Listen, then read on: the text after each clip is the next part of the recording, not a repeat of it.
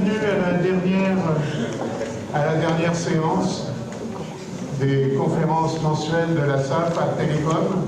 Comme vous le savez, on va quitter cet endroit. Pour ceux qui ne savent pas, on va vous montrer où on va aller. Je m'appelle Jean-Pierre Martin, je suis physicien de la Société astronomique de France. Et avant de vous présenter nos invités, je voudrais faire quelques annonces. Alors, désolé pour le vidéo qui n'est pas la vidéo habituelle. Voilà.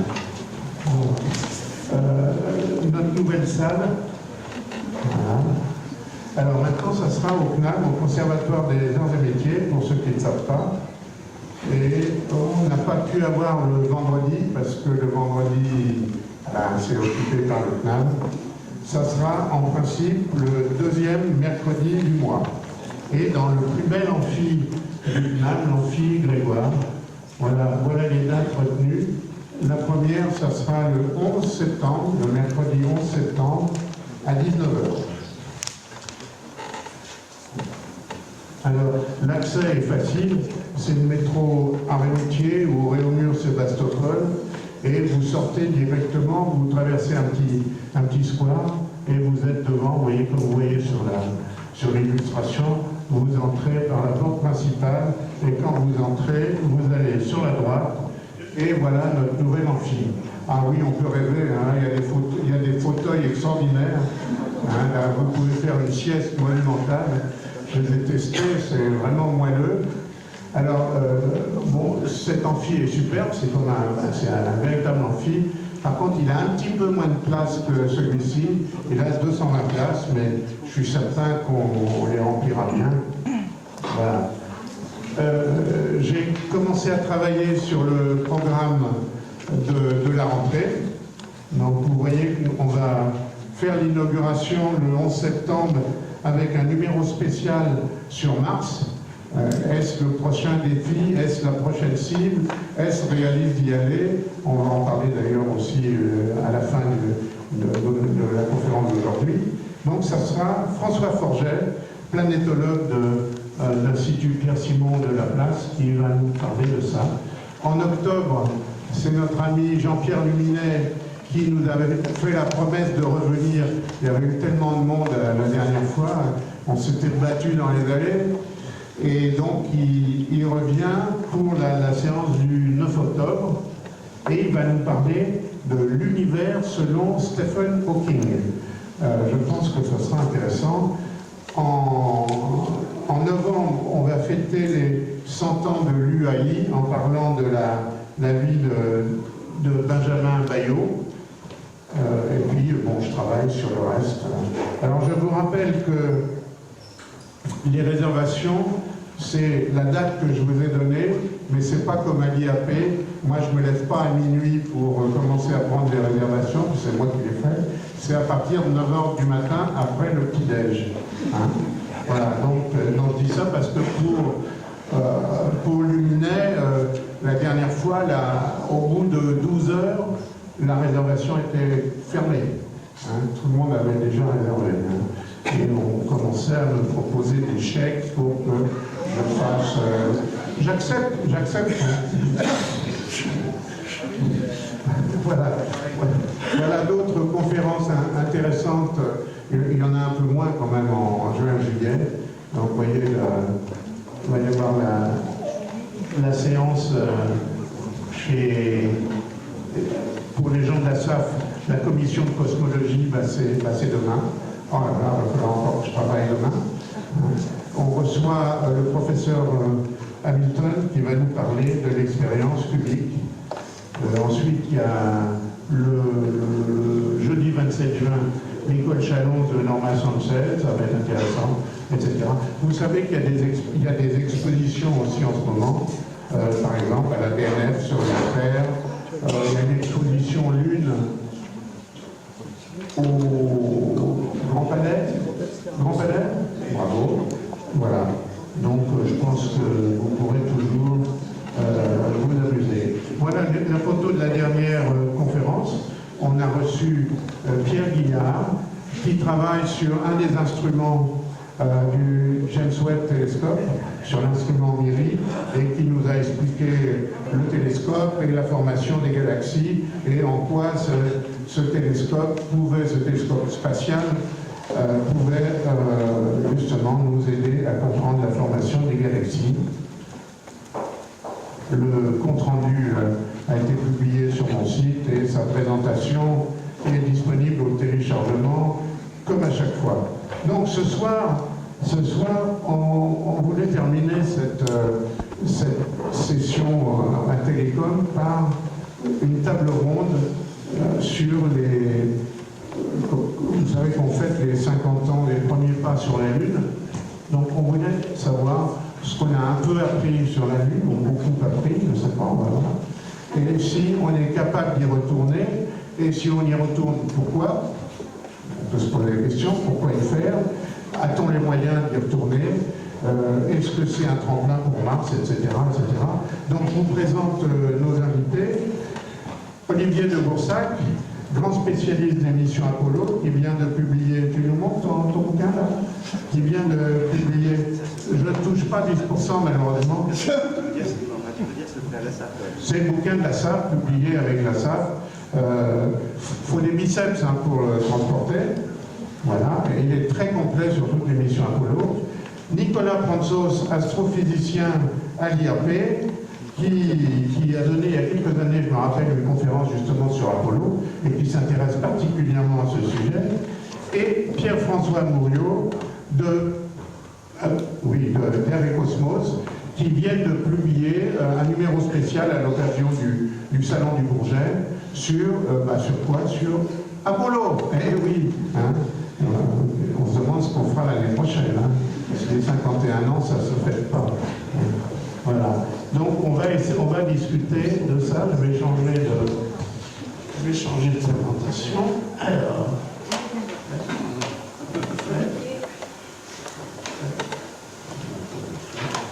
On fait l'échappement.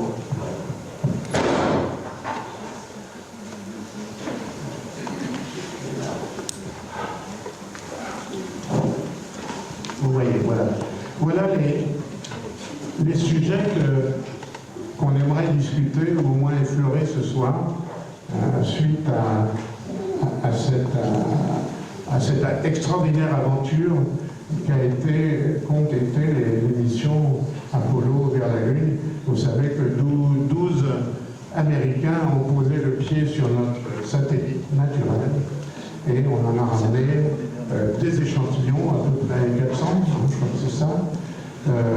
Bon, qu'est-ce qu'on a appris de ces échantillons? On va voir. Puis on a... L'Amérique avait gagné la guerre, donc on a oublié la Lune, ce n'était plus intéressant. Hein. Alors va-t-on y retourner? Je ne sais pas, on va voir. Si on y retourne, est-ce qu'il y a des dangers sur la Lune? Est-ce qu'il y a des dangers de voyager dans l'espace? Par exemple, le voyage sur Mars. Moi, je suis très inquiet pour les astronautes pour un voyage sur Mars. Hein, on verra pourquoi. Et comment un voyage sur Mars pourrait se produire. Alors, on va commencer. On a été sur la Lune. Qu'est-ce qu'on a appris avec les échantillons? Qu'est-ce que tu en penses, mon cher Olivier? Aujourd'hui, donc si tu m'arrêtes si je me trompe, mais aujourd'hui, le but, c'est de voir un peu vers quoi on se projette. Alors, évidemment, on ne construit pas sur du sable, on construit pour la Lune. Vous entendez? Vous entendez bien? Voilà. Donc la Lune, on ne construit pas sur du sable, on construit sur les bases de ce qui a été Apollo. Avec la hantise pour les ingénieurs, est-ce qu'on serait capable de faire aussi bien que ce que la génération d'avant a su produire? Se reposer sur la Lune, avec une mission. Ça a l'air simple comme ça, et en fait, ça n'est pas tant que ça, parce que c'est un effort colossal, et je crois que les autres hôtes en parleront, moi, pourquoi pas. C'est un effort colossal de la nation américaine, plus de 4% de son PIB, pour mettre 2 gars sur la Lune, parce que c'était Apollo, s'arrêtait à Apollo 11 au début. Donc c'était le but du pari gagné, c'est d'être un équipage sur la Lune, de ramener ça et sauf sur Terre, je vous le rappelle. On a construit des infrastructures qui occuperaient la superficie de Paris, voire plus. Ça a coûté, tout confondu, développement compris, quelque chose comme, on estime, en des estimations, c'est compliqué. On pense que les vols eux-mêmes Apollo représenteraient 25 à 30 milliards de dollars aujourd'hui, les vols eux-mêmes. Milliards d'aujourd'hui. Et le développement... Pour donner un point de comparaison, le James Webb, il fait 10 milliards en gros. Mais par contre, de l'ensemble du programme, c'est-à-dire le développement des usines, le développement des industriels, des centres spatiaux, c'est 250 milliards à peu près. Et c'est pas facile de chiffrer parce qu'en fait, tous ces coûts ont été intégrés après dans les coûts ont été après intégrés par l'armée ou intégrés par les industriels eux-mêmes dans les développements de haute technologie, y compris des avions, matériels de défense, etc. Donc c'est un peu compliqué d'estimer le coût du programme Apollo. Ce qui est certain, c'est que ça a changé complètement la vision que nous avons de l'espace, parce qu'avant Apollo, l'espace était une donnée, on va dire, militaire, et après c'est devenu une donnée civile. D'abord, ça a obligé la NASA accessoirement à comprendre un peu de quoi était faite la Lune, parce qu'Apollo, je vous le rappelle, c'est un programme politique, et accessoirement on fait de la science. Mais pour poser 2 gars sur la Lune, il fallait connaître la surface de notre satellite. Et pour connaître la surface de satellite, il fallait l'explorer et le cartographier.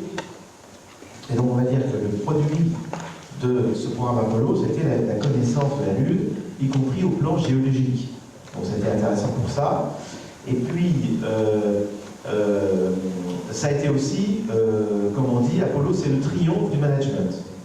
Parce que ça a été le triomphe de la gestion des hommes. Parce que, pourquoi? C'est parce que, avant tout, d'ailleurs, c'est ce que disait à l'époque l'administrateur de la NASA, c'est qu'il disait le triomphe d'Apollo, c'est pas mettre 2 hommes sur la Lune, le triomphe d'Apollo, c'est manager des équipes qui n'ont rien en commun entre elles et qui vont se mettre leurs forces en commun pour aboutir sur un programme gigantesque. Donc, ça a été, et on le dit, ça a été surtout la grande victoire, c'était le management pour Apollo. Donc la restructuration, la création de la NASA qui s'est faite avant, mais c'est complètement réorganisé pour Apollo. Et donc en fait l'aspect humain, Apollo c'est une grande aventure humaine avant tout. Moi qui ai rencontré des gens qui ont fait le programme, même s'ils ne sont pas marchés sur la Lune, ils ont vécu quelque chose qui était unique dans leur vie. Et puis mais quand j'ai rencontré les astronautes, j'en ai rencontré 4 vraiment avec qui j'ai vraiment bien discuté, ils m'ont dit que c'était les échanges humains avec les équipes au sol qui étaient les plus intéressants, et accessoirement ils ont marché sur la Lune. Mais pour eux, même si c'était un trip extraordinaire pour eux, c'était l'aventure humaine était fabuleuse, y compris avec les contacts au sol, y compris dans la préparation, y compris avec les ingénieurs, y compris avec les chercheurs, y compris avec les politiques, parce que ça a été aussi, il fallait défendre au niveau politique. Voilà, j'ai trop parlé. Alors la Lune là-dedans, on a appris à mieux la connaître, c'est vrai. On a ramené des échantillons, c'est vrai. On a pu comprendre une partie de son histoire, mais je préfère laisser à un chercheur qui en parlera sûrement mieux que moi. Oui. Qu'est-ce que vous en pensez, Nicolas? Nikos et Nicolas. Oui, bonsoir à tous et à toutes. Avant de parler de ce qu'on a appris, peut-être il faudrait aussi revenir un peu sur le projet Apollo, parler de l'histoire. Je ne sais pas si on peut projeter. On peut passer là, oui, à une seconde. Les petits fils, on peut les projeter. On entend le son? Oui. Donc, ce que je voulais dire, c'est que, bien que je vois que la plupart d'entre vous étaient probablement dans le barrage quand le projet Apollo a été lancé, vous ne connaissez peut-être pas tous les dessous de l'histoire. Déjà, on peut commencer par ça. Par exemple, la conception. Maintenant, vous savez tous l'histoire, comment on est allé sur la Lune, la monstrueuse fusée Saturne. Non, on revient en arrière. On revient en arrière, d'accord. Voilà. Donc, on reste là. J'ai été vite parce que c'est pas autorisé de présenter des photos de Tintin en public. Le capitaine Haddock est très méchant et, il fait un procès. Vous ne nous dénoncerez pas en Belgique. C'est pas du tout gratuit, là. Bon. Ah, même. Alors, en tout cas, vous connaissez probablement toute l'histoire. On est allé sur la Lune avec un rendez-vous et les astronautes sont posés. Il y a un troisième qui est resté autour, etc. Ce n'était pas les objectifs initiaux. Dans les années 50, le projet de von Braun, vous savez qui était von Braun, l'ingénieur allemand qui a lancé les premières fusées en Allemagne nazie et qui a été récupéré par les Américains et qui a participé à leur projet militaire d'abord et ensuite leur projet civil. Alors le projet dans les années 50 de von Braun, la NASA n'existait pas encore, c'était d'aller sur la Lune de la manière dont vous voyez ici. Et Hergé, qui était le créateur de Tintin, qui se connaissait très bien, Chaque fois qu'il travaillait sur un projet, il s'est documenté abondamment. Il savait que le projet à l'époque, au début des années 50, c'était ça. Donc, vous voyez, il fusait sur la ligne, il décollait et revenir sur Terre. Et à côté, vous voyez aussi les dessinateurs attitrés de l'époque, Chesley Bonestell, qui avait aussi une fusée comme ça, une fusée très très grande. Alors on sait aujourd'hui que ça, ce n'est pas possible, même pour nos capacités d'aujourd'hui, parce que la fusée devrait transporter depuis la Terre tous les combustibles nécessaires pour se poser sur la Lune. Pour se poser sur la Lune, il faut freiner déjà, et après pour redécoller de la Lune. C'est ça, c'est bien là? Non, c'est pas encore bien. Donc ça, on n'avait pas la capacité de le faire. Donc quand, au début des années 60, qu'est-ce que tu veux? James, non, on était bien, et on passe au, voilà, suivant. Ça, c'était ce qui était fait finalement. Ça, vous le savez, c'était un rendez-vous orbital, les modules, la fusée Saturne à gauche, les modules d'orbite circumlunaire, devant, c'est les modules d'alunissage. Quand ils sont arrivés, Saturne a mis sur orbite l'ensemble des deux, les boucles, et quand ils sont arrivés autour de la Lune, les deux astronautes, qui étaient tous les trois sur les modules circumlunaires, sont rentrés dans les modules d'alunissage, sont descendus sur la Lune, ils sont remontés, ils sont revenus après, ils se sont mis à un rendez-vous orbital avec les modules et ils sont revenus sur Terre avec ces modules orbitales, pas les modules d'alunissage, ils ont laissé tomber. Donc, ça, c'est un projet extrêmement compliqué, mais c'était la seule possibilité. Et ils se sont rendus compte, quand le projet a été lancé, même von Braun n'était pas de cet avis. C'est quelque chose d'extrêmement risqué. Pour une raison qui, je ne sais pas si aujourd'hui on le ferait. On n'avait jamais à l'époque fait des rendez-vous orbitales, même autour de la Terre. Ça a été fait plus tard que 62. Alors, vous imaginez un rendez-vous orbital autour de la Lune. Si vous faites un rendez-vous orbital autour de la Terre, si quelque chose va mal, les astronautes peuvent revenir sur la Terre. C'est à côté, c'est à 400 km. Mais si un rendez-vous orbital autour de la Lune, si c'est raté, c'est arrivé d'ailleurs avec Gemini 8. Hein. Ils ont eu des problèmes. Ils ont eu des problèmes, mais ça, ils ont pu retourner sur Terre. C'était autour de la Terre. Autour de la Terre. Voilà. Quel était le pilote? Neil Armstrong. C'est lui qui a sauvé Gemini 8. Donc, c'était très risqué et ce n'était pas l'avis de tout le monde. Mais finalement, ce projet qui a été proposé par John Hubble, c'est un ingénieur de la NASA qui a écrit directement au directeur de la NASA, qui justement était James Webb à l'époque, tous les télescopes spatials Webb aujourd'hui. Ça a été imposé, même à von Braun, ils ont accepté que c'était la seule possibilité avec des lanceurs qui pouvaient être construits à l'époque. Sinon, ce serait impossible. Il y avait d'autres projets, finalement, c'est ça qui a été retenu. Et ce qu'on connaît beaucoup moins, c'est que ces projets-là de rendez-vous autour de la Lune a été suggéré déjà dans les années 20 par un ingénieur soviétique. Et vous voyez là, Andrei Alexandre Chargé, ça c'était son nom initial, mais comme il était dans l'armée du tsar et il risquait beaucoup après la révolution bolchevique, il a changé son nom, il s'appelait Ivan Kondratyuk. Mais il avait publié un livre qui était très très difficile à trouver, il l'avait publié à ses frais, et quand un ingénieur soviétique s'est échappé à l'ouest, il avait suggéré aux Américains, Hubble, il a récupéré cette idée et il l'a suggéré. Voilà.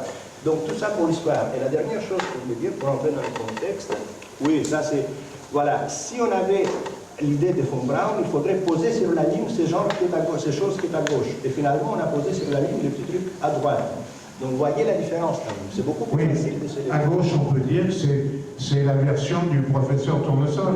Hein, dans le marché. C'est la version de von Braun. Oui, mais bon, excuse-moi, mais Tournesol, c'était à von Braun, c'était en 1954. Hein. Et Tournesol, il a imaginé ça. Et ça ne marche pas, et effectivement. Pour finir, peut-être les petits films. Est-ce qu'on peut projeter les petits films? Oui. Ça vaut la peine de dire parce que tout ça, ça a été lancé par le président Kennedy, qui a été élu à 61. Je ne peux pas le passer, mais on peut dire quand même que ce qu'il a dit. On ne peut pas le passer? C'est compliqué. C'est compliqué. Mais il faut savoir que c'était en mai 61. Je l'ai passé au moins 63, mais c'est pas grave. C'est du rail, c'est pas du 61, c'est du 62. Alors, on a toujours un backup dans le spatial. Non, mais je l'ai compris. Non, mais c'est juste si Ah, les images. Voilà. Ça sera page 16-17 du spécial Apollo 11. Ah, voilà. Voilà, il y a les meilleurs extraits du discours. Voilà. On peut le Ah, il manque un codec. Oh, Ah, bon, d'accord. ah non. Pas de codec. Voilà. En tout cas, dans un célèbre discours qui est considéré un des plus meilleurs dans l'histoire des discours des présidents américains, au même niveau que celui de Franklin Roosevelt, après, quand il a proposé les New Deal ou quand il a déclaré la guerre contre le Japon. Donc John Kennedy a lancé ce projet dans le discours de Rice en disant « Nous avons décidé d'aller sur la Lune et faire toutes ces choses, pas parce que c'est facile, mais justement parce que c'est difficile, parce que cet objectif nous obligera de mobiliser toutes nos énergies et de sortir les meilleurs de nous-mêmes. » C'est un défi qu'on a accepté, qu'on ne veut pas le reporter pour plus tard, et on est sûr qu'on doit le gagner. Et un an plus tard, il est tombé sous les balles de Oswald, mais le projet est lancé. Donc voilà pour le contexte de l'histoire, et j'aimerais que bon, on pourrait passer du temps plus parce que j'ai aussi pas mal parlé. D'accord. Et toi, Pif, comment, je ne peux pas dire comment tu as vécu cette histoire-là, tu étais trop jeune, mais comment tu as découvert Apollo? Bonjour également. Moi j'aurais trois petites choses à dire. Alors, si on revient au souvenir, moi aussi je fête mes 50 ans cette année et j'ai célébré l'événement en réclamant mon vivant à 4h du matin. Ça c'est sûr. Comment j'ai découvert? Mes parents ont gardé les journaux de l'époque et j'ai découvert, on a marché sur les 10 ans après, je les ai interrogés et mon père m'a offert les journaux de l'époque. Donc ça a été une révélation quelques mois avant le lancement d'Ariane, donc après c'était bout de lettres. Par rapport à tout ce qu'on a dit, effectivement, le contexte, peut-être juste rappeler quand même la guerre froide, quelques dates.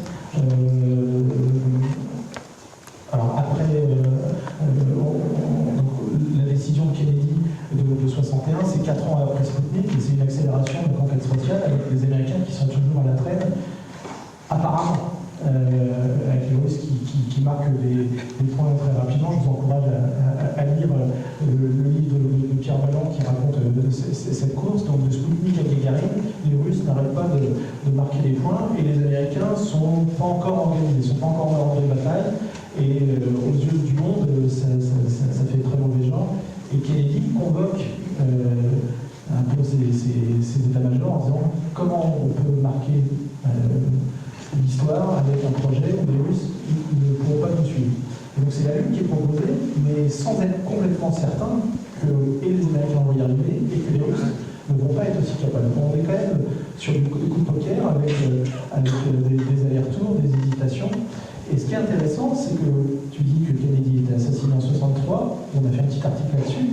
Kennedy était en train de se poser des questions en voyant les factures arriver. Et il était prêt à envisager probablement une coopération finalement avec les Soviétiques pour aller sur la Lune. Donc on peut refaire l'histoire de la politique fission. Si Kennedy n'avait pas été assassiné, peut-être que le programme Apollo ne se serait pas déroulé de cette manière. Bon, après, finalement, une fois que c'était lancé, Kennedy tué, c'était pas possible d'arrêter le programme Apollo, c'était engagé. Et c'est un autre point sur lequel je voulais revenir, c'était par rapport à l'enthousiasme. L'enthousiasme des hommes sur la Lune, il est incroyable. 50 ans après, on est encore émerveillé. Les journaux de l'époque, moi j'ai toute la collection, c'était incroyable. C'est la première grande émission en audiovisuel. Tout le monde, quand ils n'étaient pas devant la télévision, tout le monde n'avait pas de télévision. Donc on allait chez le voisin, on allait au café. Sinon, on écoutait la radio. J'ai des amis, il y a plein de témoignages là. On allait voir des chefs d'entreprise, des grands ponts du spatial. Certains racontent que sur la route des vacances, les parents s'arrêtent et mettent la radio sur le capot de la voiture. Voilà, les gens étaient complètement passionnés. Mais cette passion, elle a été vraiment très temporaire. Le sondage que j'ai pas en tête de janvier 69 aux États-Unis montre que les Américains n'étaient pas intéressés par la voiture à Lune. C'était le Vietnam, c'était la crise, et le programme Apollo n'était pas encore très populaire. Il est devenu avec Apollo 9, avec Apollo 10, avec cette marche incroyable. Mais dès Apollo 12, l'enthousiasme est retombé. Et Apollo 13, Bernard Chabert... Heureusement qu'il y a eu Apollo 13. Oui, mais Apollo 14 n'a pas fait vibrer les foules. Et Bernard Chabert, journaliste envoyé à Europe 1 stagiaire, parce que personne ne voulait aller voir Apollo 13, il s'est retrouvé dans une salle où il y avait une demi-douzaine de journalistes. Alors qu'il y en avait 450 pour Apollo 11. Donc l'effet a été très ponctuel et retombé. Donc ça, c'était aussi un point dans le contexte qui me paraissait important, c'est que Apollo, depuis dès septembre 69, Apollo 18 est annulé, en janvier 70, 19 et 20, voilà. Donc, on a été sur la la Lune, 12 astronautes, on a ramené à peu près 400 kilos d'échantillons. Qu'est-ce qu'on peut dire en deux mots sur l'analyse de ces échantillons? Non, on va laisser. Tu le sais? Vas-y. On va laisser un chercheur. Ce qu'on peut dire, oui, effectivement, 400 kilos, dont la quasi-totalité a été rapportée par les astronautes américains. Il y a 300 grammes qui ont été rapportés par les soviétiques, Oui. pas les astronautes, mais la sonde automatique Lunokhod, Oui. qui a atterri aussi à Luni, plutôt, et qui est revenue sur Terre. Et donc, qu'est-ce qu'on a appris par l'analyse? Bon, la moitié des échantillons restent encore dans les tiroirs de la NASA, mais l'autre moitié a été distribuée, et on peut demander aussi, les laboratoires peuvent demander l'échantillon pour les analyser. Alors, on a compris, ça nous a permis de comprendre que la composition de la Lune n'est pas tout à fait la même que la composition de la Terre. Ça, on le soupçonnait déjà avant, parce qu'on connaissait la densité moyenne de la Lune. On sait qu'elle est plus légère, en gros, que la Terre. Pas seulement à cause de sa masse, mais à cause des matériaux. Et là, ils sont plus légers que les matériaux de la Terre. Et donc, on savait que c'est une différence. Sa composition ressemble plutôt à la composition de du manteau terrestre, de la croûte terrestre. Et non pas les cœurs terrestres, comme vous le savez, c'est les éléments les plus lourds qui sont enfoncés, comme le fer, le cobalt et le nickel. En revanche, les matériaux plus légers, l'aluminium, le silicium, l'oxygène, c'est plutôt dans le manteau terrestre. Donc, la composition de la Lune ressemble plutôt, voilà, à la composition de la croûte. Et c'est à partir de ce moment-là, quand on a vraiment réalisé tout ça, la composition chimique de la Lune, qu'on a commencé à avancer des modèles de la formation de la Lune. Comment la Lune a été formée. Vous voyez ici justement une image très imagée, personne n'était au démarrage pour savoir, mais on pense que la Lune a été formée très rapidement après la formation de la Terre, une centaine de millions d'années plus tard. La Terre a été formée il y a 4,5 milliards d'années. Donc une centaine de millions d'années plus tard, et à l'époque, le système solaire n'était pas aussi tranquille qu'aujourd'hui. Il y avait plein de débris. Les disques protosolaires, de gaz et de poussière avaient commencé à se condenser localement, des planètes étaient formées, mais aussi des plus petits objets, des planétoïdes qui se baladaient un peu partout. Et il paraît qu'une collision avec un objet qui avait à peu près la taille de la Terre, ou qu'on appelle, pardon, de Mars, excusez-moi, voilà, et qu'on appelle TIA, un débris de cette taille a collisionné avec la Terre, et les débris de cette collision se sont lancés autour de la Terre, ils ont formé un anneau, et petit à petit, l'anneau se refroidissant, les collisions ont donné naissance à la Lune. Il était plus près de la Terre que ce qu'elle est aujourd'hui. Et donc, ce modèle-là a été accepté pendant très longtemps, à partir des années 70. On a des simulations numériques, ça marche plus ou moins bien, mais récemment, on a commencé à avoir des doutes. Ça, je dois vous le dire, je ne suis pas un spécialiste, mais je sais simplement, parce que j'ai assisté à des colloques, qu'il y a des gens qui commencent à mettre ça en doute, parce que les compositions qu'on trouve ne correspondent pas tout à fait. C'est-à-dire qu'il y a encore quelques doutes maintenant. Bon, est-ce que c'est important ou pas? Est-ce que c'est des débats de spécialistes? Est-ce que ça vaut la peine de réviser complètement les scénarios ou pas? J'en sais rien. D'accord. Sur la Lune, juste un petit clin d'œil de plus, puisque avant de se poser sur la Lune, et c'est pour ça que l'échelle du module lunaire est si haute, il y a en fait une marge de sécurité. On ne savait pas quelle serait l'épaisseur du régolithe. Et donc il y a eu un certain nombre de missions qui ont été faites, et on a demandé notamment, Odin Delfus a fait partie des équipes qui ont analysé à distance le sol lunaire pour aider la NASA et envisager tous les scénarios. Alors on arrive à 1972, les Américains se lassent, ils n'ont plus d'argent, la Lune n'intéresse plus personne, l'Amérique a gagné la guerre, donc la course. Oui, la course. L'Amérique a gagné la course, les Soviétiques sont battus, le public ne voit pas pourquoi on continuerait, et on oublie la Lune pendant un peu. Enfin, disons qu'on l'a oublié dès 69. Parce qu'en fait, Dès 69, oui, parce que le président Nixon a... c'est plus dur que moi.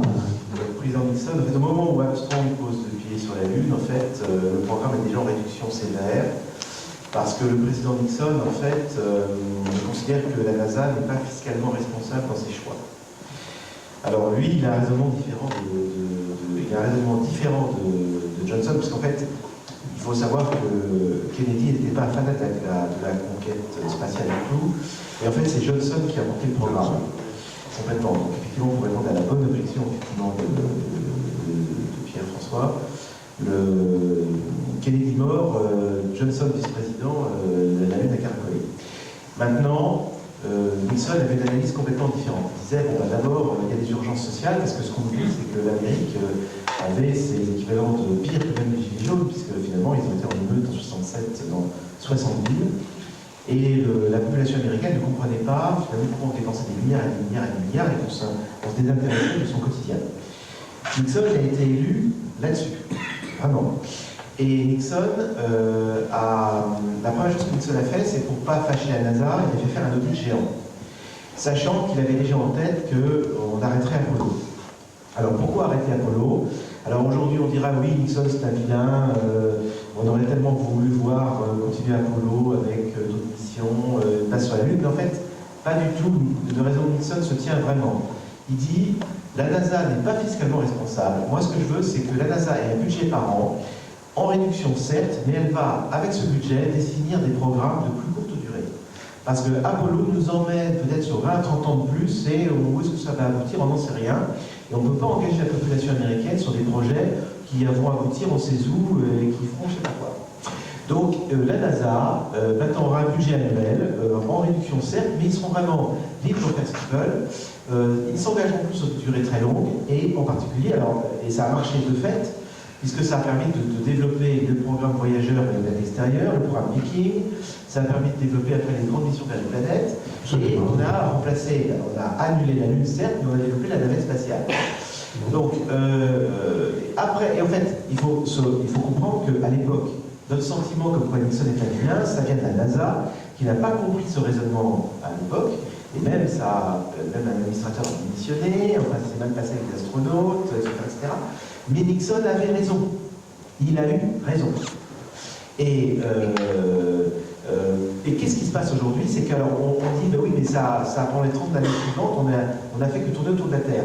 Oui, mais l'Amérique est devenue très mature au niveau spatial aussi. Parce que ce qu'elle n'a pas fait sur la Lune, elle l'a investi dans d'autres choses autour de la Terre et dans des micros. Absolument. Et absolument. Notamment, ils ont construit l'ISS, que vous voyez là, en coopération avec les Russes et l'Europe et les Japonais. On s'est intéressé aussi, là vous voyez, c'est une station chinoise. On a construit la navette spatiale. Il me semblait qu'il y en a un truc sur la navette, non, je ne l'ai pas. On a, comme tu l'as dit, on s'est intéressé à l'exploration des planètes, notamment des planètes lointaines, comme on voit ici, Saturne, la mission Cassini, Huygens, le Voyageur est toujours en fonction. Il a été lancé dans les années 70, c'est ça? Donc avec la technologie des années 60, en gros. Et il est toujours en fonction, il est à quoi? 120 unités astronomiques à peu près? Oui, c'est ça à peu près. Parce que, pour compléter ce que tu disais, si on avait continué Apollo, il n'y aurait pas eu les sondes Viking sur Mars. Pourquoi? Parce qu'à l'époque d'Apollo, il y avait le programme martien s'appelait Voyageur, qui était un truc très très lourd, et il serait mort d'un seul coup, sans continuation derrière. Donc aujourd'hui, on n'aurait pas de sonde sur Mars si Apollo avait continué tel que la NASA aurait voulu. Voilà quelques sondes martiennes. Voilà. Donc si on a les sondes martiennes, c'est parce que paradoxalement, Apollo s'est arrêté. Il faut bien le comprendre. Parce que c'était des programmes de moins d'envergure et qui coûtaient moins cher. Donc ça a profité à la communauté scientifique. Et la communauté scientifique qui a gagné beaucoup avec l'arrêt d'Apollo, parce que je vous rappelle, ce qu'on disait tout à l'heure, c'est que la science était, à l'époque d'Apollo, quelque chose qui n'était pas fondamental. Et en fait, la science n'était pas si importante que ça du temps d'Apollo. Le fait d'avoir recentré la NASA sur des objectifs courts, moins chers, a permis d'alimenter des labos vers des programmes scientifiques, et donc ça a permis de développer ce qu'on appelle les programmes planétaires. J'avais trop dit, tiens, ça peut envie d'arrêter un truc. Non, voilà. Donc en fait, et ceci explique pourquoi votre fille est muette. Alors, oui, quand je dis on a oublié la Lune, bon, c'est pas tout à fait vrai. Il y a eu des petites missions du genre. Les Européens se sont intéressés, à la Lune avec Smart One, la mission Smart One. Pour ceux qui s'en souviennent, c'était une mission assez novatrice puisqu'elle utilisait un moteur ionique. Je dois avoir une photo. Smart One, où est-ce qu'il est? Oui. Mission Clémentine aussi, Avec Lamont qui a fait son expérience à la SSU, la France a fait d'abord. Voilà. Donc c'était une mission de l'Agence spatiale européenne. Et vous voyez, donc moteur ionique, c'est très très peu puissant. Je vais vous montrer la puissance du moteur ionique, c'est ça. C'est le souffle, c'est mon souffle sur une feuille de papier. Seulement ça a un avantage extraordinaire, c'est 24/24, 7 jours sur 7, 365 jours par an. Donc ça permet d'aller loin, mais lentement.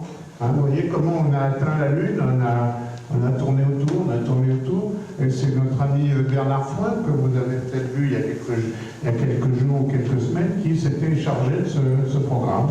Donc avec un moteur ionique, c'est peut-être une possibilité de développement futur d'ailleurs, des missions pour gagner du temps, pour aller sur Mars.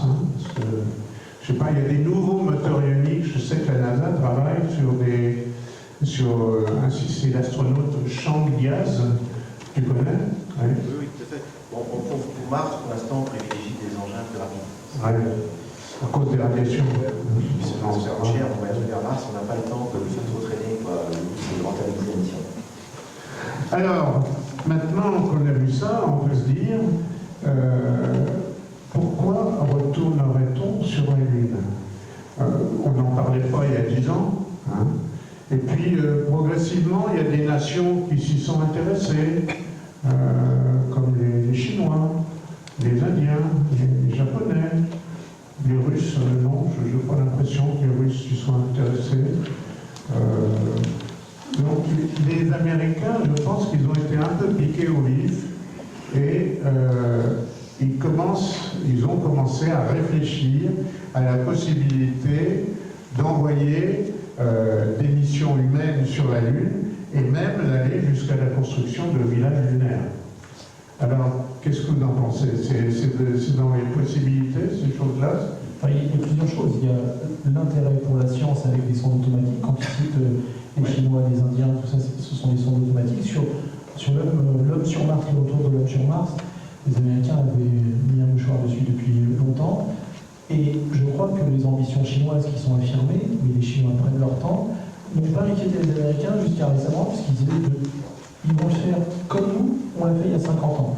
Donc Obama, par exemple, n'était pas du tout inquiet par une gloire chinoise, puisqu'il ricanait en disant qu'on l'a déjà fait il y a 50 ans au ETS. Voilà En revanche, quelques lanceurs chinois. Alors je ne dis pas que...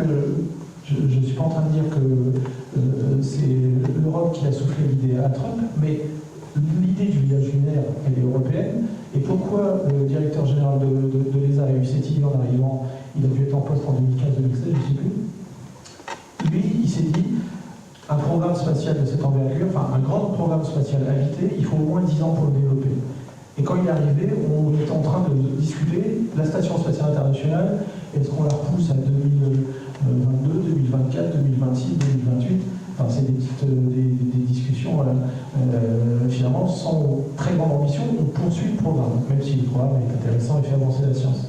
Et lui a eu son concept, il ne dit pas que c'est un projet, mais un concept de village lunaire, en disant, continuons la coopération internationale, et au-delà de la station et de l'orbite basse, allons sur la Lune avec chacun qui peut allier ses compétences. Voilà. Alors c'est un programme qui est un peu pédalé dans la semoule, enfin un projet, pardon, un concept.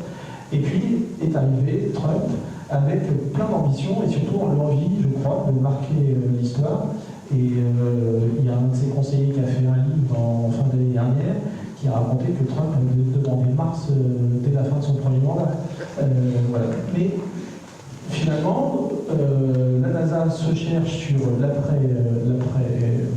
l'après-ISS, et l'idée est émergée assez rapidement avec un nouvel administrateur du retour sur la Lune, avec une problématique réelle aujourd'hui, c'est que les Américains veulent y aller tout seuls. Et là, je sais qu'aujourd'hui, il y a des discussions et il y a un bras de fer qui se joue entre l'Agence spatiale européenne, qui est invitée sur la phase 2, C'est-à-dire, on retourne sur les Américains vont retourner sur la Lune d'ici 5 ans. Ça, on en parlera. On va en parler. Parce que c'est réaliste. Mais en tout cas, les Américains disent on retourne sur la Lune, mais ils pensent seuls. Et une fois qu'ils sont sur la Lune, ils veulent ils disent y aller pour y rester. Et y rester, c'est phase 2. Et là, la coopération internationale et tout le monde est bienvenu. Et l'Europe dit nous, on veut être là dès la phase 1. Et là, il y a un bras de fer qui se joue en ce moment. Il y a des réunions au plus haut niveau. C'est très difficile. Mais là, je pense que les Américains, ils ont eu aussi un peu peur de nos amis chinois, parce que comme vous voyez là, sur la slide, ils ont l'air très forts. Ils se sont posés sur la face cachée de la Lune. Hein. Ils ont un programme très ambitieux et systématique, un peu comme au moment d'Apollo, hein, quand l'Amérique avait un programme systématique pour la conquête de la Lune. Les Chinois ont les programmes Chang'e, puis les fusées correspondantes. Vous voyez par exemple ici le rover Chang'e 4 de la Chine posé sur la face cachée de la Lune. Bon, ça n'a rien de très compliqué sur la face cachée de se poser. Il suffit d'avoir un satellite en point de Lagrange pour les transmissions, mais ça impressionne. Le public a compris que la Chine s'intéressait à la Lune. Alors, est-ce que c'est ça qui motive aussi les Américains ou les Européens? Qu'est-ce que vous en pensez? Moi, ce que je pense, c'est que, je pense qu'il faut relativiser. Si on regarde l'histoire après Apollo, il faudra savoir que chaque administration, avec exception, chaque nouvelle administration américaine, avec exception certainement de l'administration Obama, avait proposé, dès que le nouveau président arrivait, chaque nouveau président, par exemple George Bush Senior, quand il est arrivé, il a fait une commission à 30 bombes de rempart avec Saïra, un ancien astronaute en tête, qui avait proposé un programme spatial extraordinaire avec retour sur la Lune, un voyage vers Mars, avec équipage, et des tas de projets. Et rien de tout ça n'est fait. Il faut savoir aussi que la NASA a constamment, depuis les années 50, dans cette devoir, des projets pour aller sur la Lune et même sur Mars. Comme là, on avait des projets pour aller sur Mars avec une flottillage d'astronautes. Mais ça ne dépend pas de la NASA. Et bien sûr, ces projets sont renouvelés périodiquement en fonction de nouvelles technologies disponibles, de l'avancement de la science, etc. Mais dans le fond, c'est toujours une décision politique. Et dictée aussi par l'économie.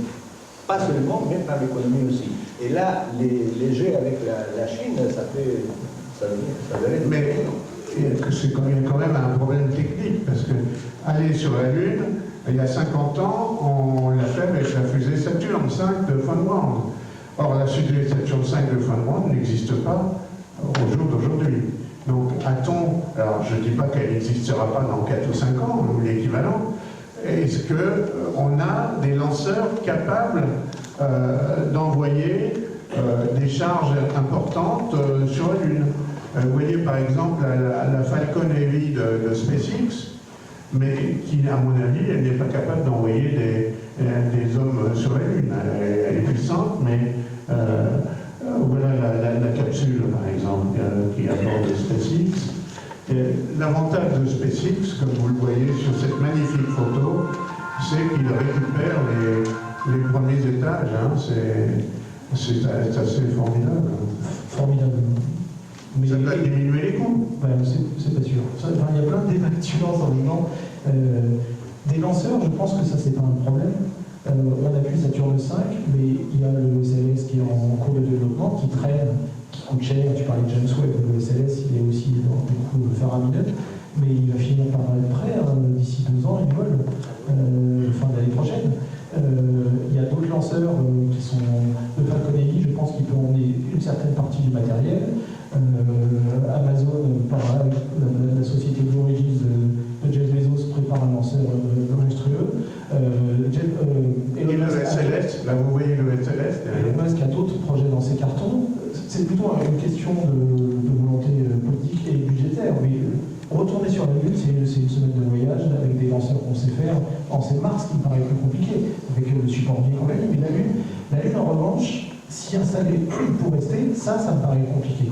Parce que les hommes d'Apollo, au bout de 3 jours, rentraient noirs de crasse, avec des combinaisons très abîmées, et pressés de rentrer. Là, si on doit rester plusieurs semaines, les combinaisons, elles ne sont pas capables de résister. Le régolithe La vie sur la Lune est compliquée. Alors, il y a des solutions, hein, de s'enterrer, mais bon, il y a des coûts aussi qui sont... voilà. Donc, retourner, se poser sur la Lune, ça me paraît faisable si c'est juste one shot. S'y installer, là, ça me paraît plus compliqué. Oui, il faut y faire. Ouais. Parce que bon, c'est ce que disait Pierre-François, en fait, le lanceur doit être capable d'injecter 25 à 30 tonnes vers la Lune, sinon ça n'a aucun intérêt. On ne va pas lancer 5 tonnes par 5 tonnes vers la Lune. Il faut un lanceur capable de lancer 25 à 30 tonnes, ce que faisait Saturne 5. Une trajectoire simple. Il faut lui demander, il faut que ce soit ce qu'on appelle un cheval de trait, un workhorse. Il y a quelque chose de simple, fiable, qui lance une grosse masse.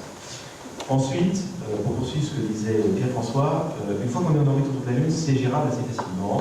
C'est pas tellement plus compliqué. Je vais reprendre le raisonnement des ingénieurs d'Apollo 8. Les ingénieurs d'Apollo 8 considèrent que la mission Apollo 8 n'est pas plus risquée que la mission Apollo 7 autour de la Terre. Pourquoi? Parce qu'on mettait avec le vaisseau Apollo un moteur extrêmement fiable qui n'avait pas de pièces. Qui n'avait pas de pièces mobiles, il suffisait d'appuyer sur un bouton et les deux ergols se mélangeaient, ça s'allumait.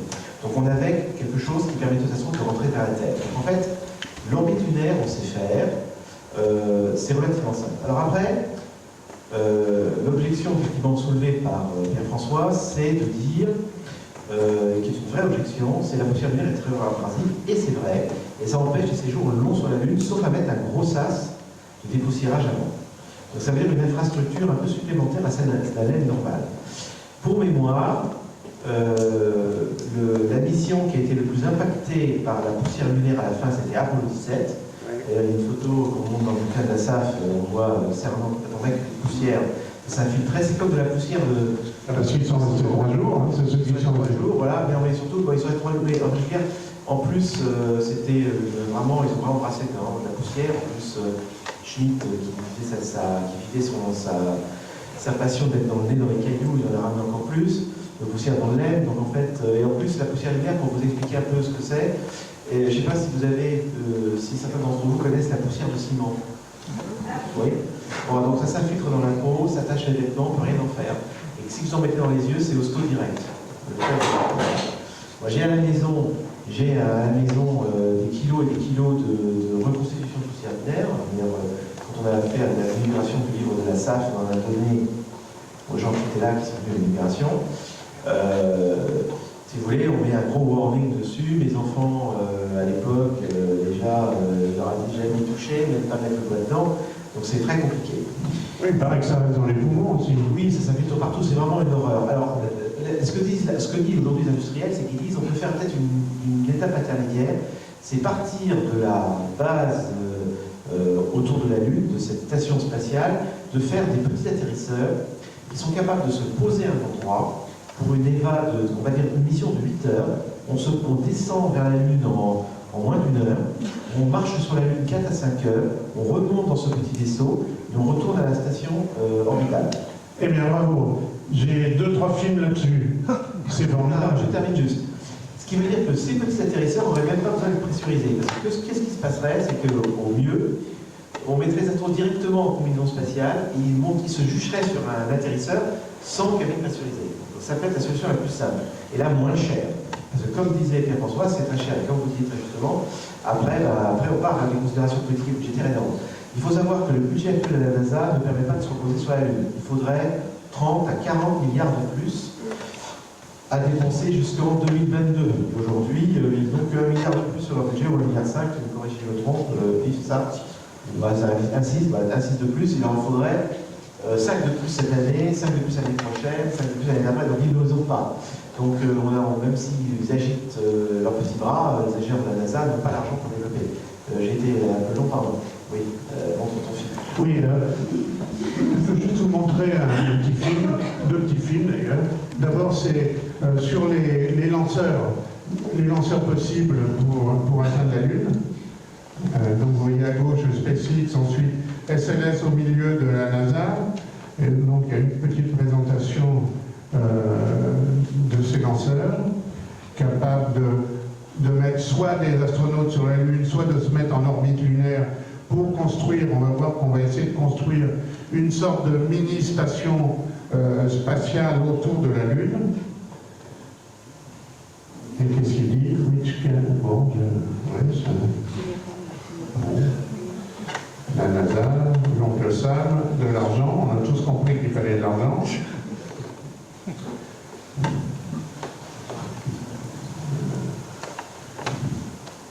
rassurez-vous, ça dure 3-4 minutes, hein, le film.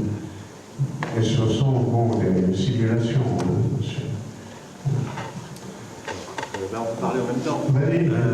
L'argent, c'est un problème politique. La Lune sera de nouveau un sujet politique et pas du tout un sujet scientifique. J'attire votre attention sur le fait que les chercheurs aux États-Unis aujourd'hui sont toujours très divisés. Ils font semblant de dire oui, mais en fait ils font semblant. C'est-à-dire qu'ils ont dit récemment dans 2 lettres qui ont été publiées aux États-Unis, en particulier par le DPS, le DPS dit oui, c'est génial, mais à condition qu'on respecte le plan décennal de la conquête de la Lune qui oblige à faire ci, à faire ça. Bon, déjà on s'ennuie au bout de la 3e phrase, on se dit mais si on fait ce qu'ils veulent, il n'y a aucun politique qui va rentrer là-dedans et donc l'enveloppe sera fermée. Donc il faut trouver, en fait, la seule chose qui ferait qu'on trouve de l'argent aujourd'hui pour envoyer ce plan à la Lune, c'est mobiliser en expliquant les politiques, c'est la prochaine génération de la jeunesse, c'est la génération qui va nous succéder, donc les jeunes. Il faut les mobiliser sur des défis humains et de l'aventure et accessoirement les ramassements des cailloux. Et moi, quand je parle à mes enfants du caillou lunaire, au bout du 3e caillou lunaire, ils s'ennuient beaucoup. Le caillou de Mars, ils le connaissent par cœur. Celui de Vénus, ils l'ont vu un peu. La poussière de la Lune, ça les passionne pas beaucoup. Et le caillou lunaire, franchement, ils disent papa, il y a pas autre chose à faire. Mais les martiens? Quoi? Mais non, mais alors par contre, si je parle à mes enfants qui sont maintenant, les voilà, ça, ils ont 28-30 ans, je leur dis mais tu vas vivre une super aventure et tu vas te poser le pied dessus, tu vas partir en exploration dans une espèce de rover et tu vas peut-être faire des découvertes fabuleuses avec de l'eau. Et puis en plus tu vas monter une station et assembler quelque chose dans lequel tu vas vivre. Alors le côté vivre sur la Lune et assembler une station spatiale, même si on n'y fait rien de plus que vivre dedans, ça les intéresse. Mais alors si je leur parle, quand ça leur parle d'un caillou, ça les ennuie. Et ils ne sont pas plus ni moins que les autres Américains. Je ne sais pas, toi tu as peut-être un sentiment là-dessus. En tout cas, je vais interroger le scientifique, mais moi il me semble qu'à propos de la Lune et avant la mode actuelle, que quand il y avait au niveau de l'ESA, du CNES, des appels d'offres, des appels à projets, pardon, pour la science, pour décider de programmes nationaux, Mars, il y avait 200 dossiers et la Lune 3. Il y a encore des choses à découvrir sur la Lune, mais les scientifiques, sont beaucoup plus intéressés, donc ça c'est à confirmer. Et l'autre chose, par rapport au financement, on est complètement dans le politique, parce qu'il y a aussi un mirage que les Américains, et même un peu les Européens, agitent en disant on donne l'impulsion de retourner sur la Lune, et après, place au privé, qui va prendre le relais. Et moi j'y crois pas. Une seconde, qui va aller faire de l'argent sur la Lune avec quoi? Pour faire quoi? Voilà. Et c'est un discours très officiel, hein. Pour pas les citer, Ariane Group avec qui j'ai discuté dit pour 4% du budget de l'Agence spatiale européenne annuelle, ils proposent un programme qui s'appelle ALINA. Ils mettent une sonde qui va aller se poser sur la Lune, récupérer du régolithe et revenir, lancé par Ariane 6. Donc l'Europe peut, de manière autonome, aller sur la Lune de manière automatique, pour 4% du budget actuel. Et ils disent, et une fois qu'on a fait ça, c'est les contribuables et les A qui payent cette première mission, et après, place à l'industrie. Et place à l'industrie, moi je... Oui, alors le seul truc qui marcherait, c'est que nous on l'a étudié pour un Mastercard Pathfinder BIS à l'époque à la NASA en 97, en 93. On pouvait, il y avait des grosses sociétés du food, de la DVCP américain, etc., qui disaient 190 millions de dollars pour nous, c'est 20 spots de 40 secondes pendant le Super Bowl. Donc on peut payer 10 fois ça, ça ne gêne pas beaucoup, donc on peut payer 10 sondes dans Pathfinder si vous voulez, puis la NASA a dit maintenant on veut pouvoir gérer le même truc, parce qu'ils disaient oui on paye, on les paye, vous ferez toute la science que vous voulez, mais on veut que le robot de temps en temps, ce journeur se tourne et tourne sa caméra vers notre marque. Alors ça à l'époque, ça choquait la NASA. Mais en fait, si on y va, c'est pour faire de la télé-réalité sur la Lune. C'est désolant, mais c'est de dire ça, je ne sais pas ce qu'on pense, on passe sans ça, quoi.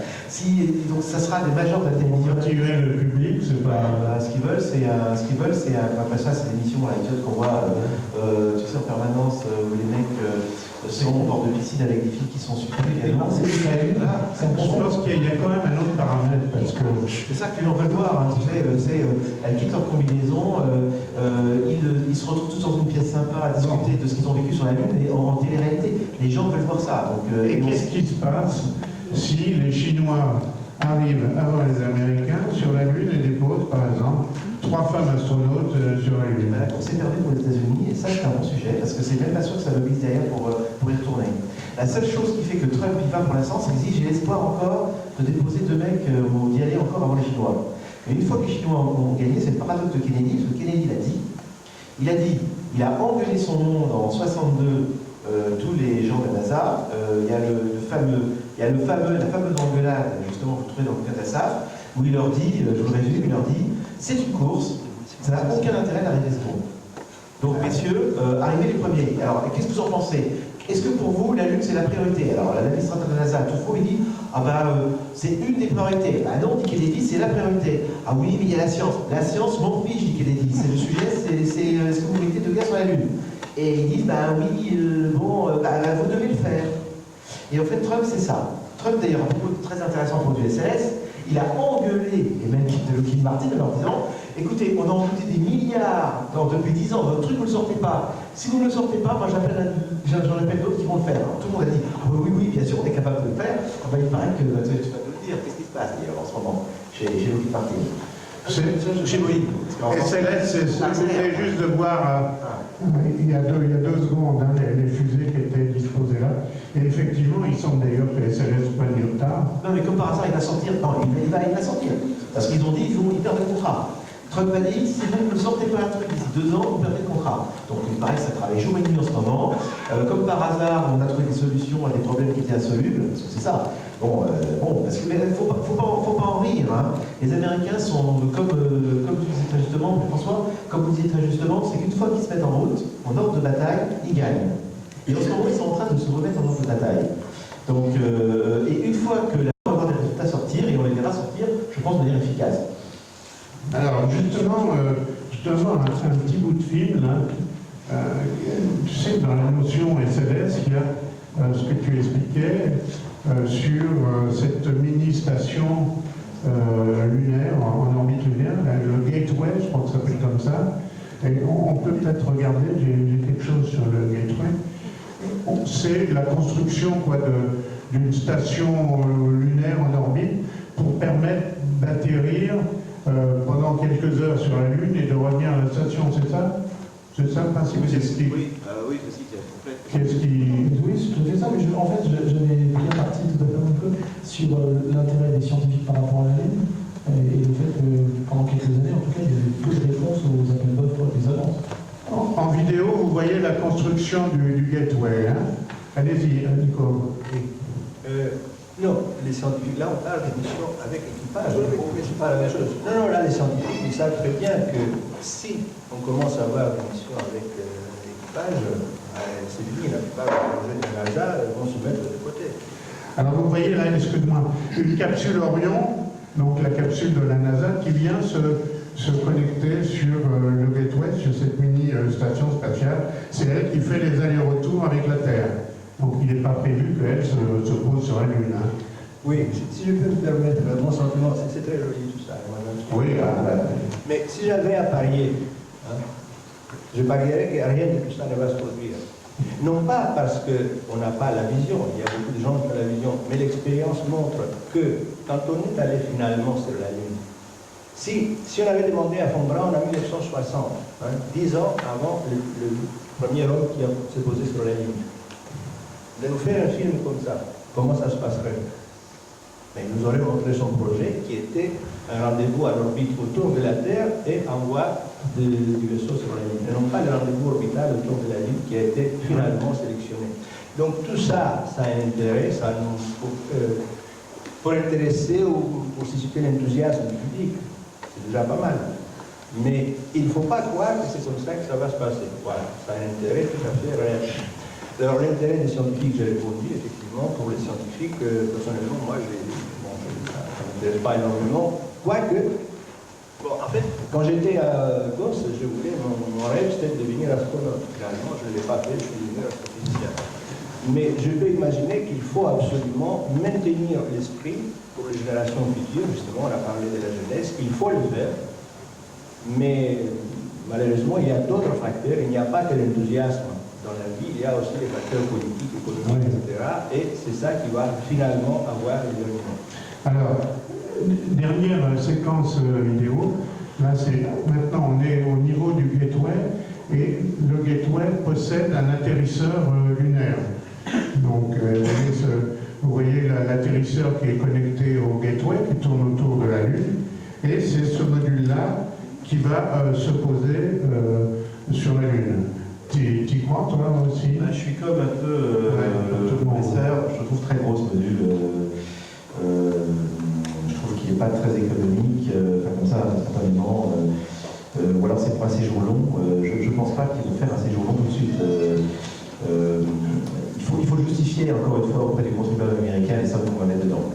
Vous savez, la Chambre des représentants et au Sénat, tout simplement, il y a le Congrès réuni. Les chambres des représentants, c'est plutôt les locaux, c'est les gens vraiment qui représentent la population très locale dans les États. Et les sénateurs représentent la partie très politique, traditionnelle sur les budgets aussi, mais plus politique encore. Et en fait, ils ont des comptes à rendre au centime près. C'est pas comme les gentils débats qu'on a à l'Assemblée. Il faut oublier ce qui se passe en France. En France, on ne sait pas défendre du budget vraiment à la manière américaine. C'est-à-dire qu'à la manière américaine, l'administrateur de la NASA se retrouve devant tout simplement un panel de sénateurs à ouvrir la page 6263. Qu'est-ce qui a marqué à l'alinéa 4? Vous annoncez un truc de je ne sais pas quoi, 2 millions, et ça signifie quoi? Donc, ils sont interrogés tout le temps sur des choses très précises. Pourquoi? Parce qu'ils ont des électeurs qui leur demandent des comptes au centime près. Et eux-mêmes, chaque sénateur, chaque représentant, va marquer sur son site ce qu'il a permis de faire, ce qu'il a voté, parce que tous les votes sont publics, donc on ne peut pas y échapper, et en plus ce qu'il a permis de faire comme économie ou pas. Donc on est jugé là-dessus aux États-Unis. Donc les négos sont très serrés, mais alors une fois que c'est accepté, c'est comme une armée, une fois de plus, tout le monde y va. Eh bien, il y a peut-être quelqu'un qui peut commenter cette planche de la NASA qui explique le budget de 2019 à 2024. Je n'ai pas tout compris. Mais c'est quand même, il y a des chiffres derrière ça, il y a des dates. Ils sont quand même un peu obligés de respecter. Pas du tout, parce qu'en fait, chaque année, oui, alors là, exactement. Aujourd'hui, ils commencent à négocier le budget dans 2 ans. Parce que vous savez, c'est l'année fiscale américaine, 100 et 2 ans plus tard. Et aujourd'hui, ils n'ont pas d'argent pendant 2 ans. À moins que François, tu as des comptes votés, je ne sais pas, tu suis sur la suite près. Donc tout ça, c'est une belle slide PowerPoint, quoi. C'est un slide, oui. Alors comme disait le professeur, c'est un slide de PowerPoint. Bon, ça donne une idée, une espèce de vision de la manière dont on peut le faire fonctionner. Parce qu'on voit quand même qu'il y a des détails qui ont été un peu chiadés, puisque il semble que ça soit une coopération internationale entre la NASA, l'ESA, les Japonais, les Russes. Donc tout le monde rêve, non? Non, parce que la vision de Trump, c'est qu'il considère que l'ESA est ingouvernable. Il dit que lui, et d'ailleurs c'était la vision de tous les présidents américains, c'est que le président américain, il dit, moi j'ai un administrateur qui dépend de moi, sur le plan politique, et qui va ne rendre compte qu'à moi, et qu'éventuellement, quand il se fait attaquer par le Congrès, il doit répondre devant le Congrès. L'ESA, c'est X pays, il y en a combien maintenant, Pierre-François, je sais pas, 27, bon 27, qui auront des ministres, il n'y a pas un administrateur, c'est compliqué, enfin c'est ingérable. Pour connaître la chose, donc en fait, ils sont obligés de faire des négociations politiques avec le juste retour entre les programmes. Ça existe toujours le juste retour? Ah oui, en plus. Donc c'est un juste retour, c'est que quand vous mettez 1 euro dans le programme, vous devez avoir 1 euro de retour dans votre industrie. Bon, dans les labos. Bon, donc c'est ingérable, et Trump il a raison. Il dit, moi je ne vais pas m'engager avec une agence comme ça sur un programme aussi lourd si ça ne pas délivré. Alors l'ESA, quand même, c'est délivrer les choses. On délivre, on délivre très bien. Le module, derrière la capsule Orion, il y aura le module de service, qui est un module européen. Donc on est arrivé à le faire quand même. Et donc on est capable de délivrer les choses, mais c'est compliqué sur le plan politique. Et lui, Trump, il veut aller très vite. Alors justement, restons dans les arts et peut-être dans le rêve. Je vous parle des villages lunaires qui semblent être un projet sérieux de l'ESA, au moins ce que nous ont dit Claude Guégneret, Bernard Fouin et d'autres. Vous voyez ici un de ces villages. La base, ça serait quoi, une structure gonflable qui serait recouverte de régolithes lunaires. Le problème sur la Lune, un des problèmes sur la Lune, bon, il vous a parlé de la poussière du régolithe, ça c'est vrai, c'est rédhibitoire, mais il y a un deuxième problème, ce sont les radiations.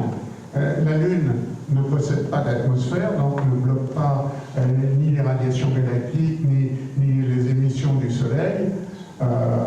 Donc si vous restez village lunaire, ça veut dire qu'on y reste un certain temps. Déjà même les astronautes d'Apollo ont pris un peu à la figure, hein, certaines missions, je crois que c'est quoi, Apollo 14 qui a été particulièrement visé. Et donc il faut faire quelque chose contre ça. Or il semble que l'ESA ait trouvé la solution contre, vous voyez, le type de rayonnement qu'on trouverait sur la Lune, hein, entre ceux qui viennent de la galaxie et ceux qui viennent du Soleil. Ce sont des rayonnements très énergétiques contre lesquels on ne peut pas faire grand-chose, sauf mettre d'énormes protections épaisses qu'on ne peut pas transporter. Alors, sur la Lune, il y aurait, vous voyez la petite animation en haut à gauche, nos amis de l'ESA ont pensé faire à partir du régolithe lunaire des briques de matériaux, oui, du béton, quoi, en gros, ouais, qu'on mettrait sur les structures gonflables qui auraient été amenées auparavant. Et on vivrait à l'intérieur de ces structures gonflables, protégées par le régolithe lunaire. Alors ce sont des robots qui fabriqueraient ce régolithe. Oui, pourquoi pas. Moi, quand on pose des défis, je dis pourquoi pas, on a été sur la Lune il y a 50 ans.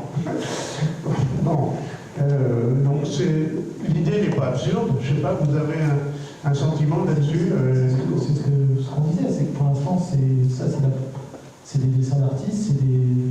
Oui, mais non, il y a du fric derrière ça, il y a du budget, il y a des gens qui travaillent. J'ai vu les briques. Oui, il n'y a pas d'argent, il y a un petit peu, il y a quelques ingénieurs qui... Non, il n'y a pas un programme, il n'y a pas une ligne budgétaire suffisante. Alors, c'est quoi alors? Ce sont des études. C'est une aile de lave alors? Peut-être que ça va se faire un jour. Oui. Mais quel jour? Oui. Moi, je serais prêt à parier qu'on ne sera pas là.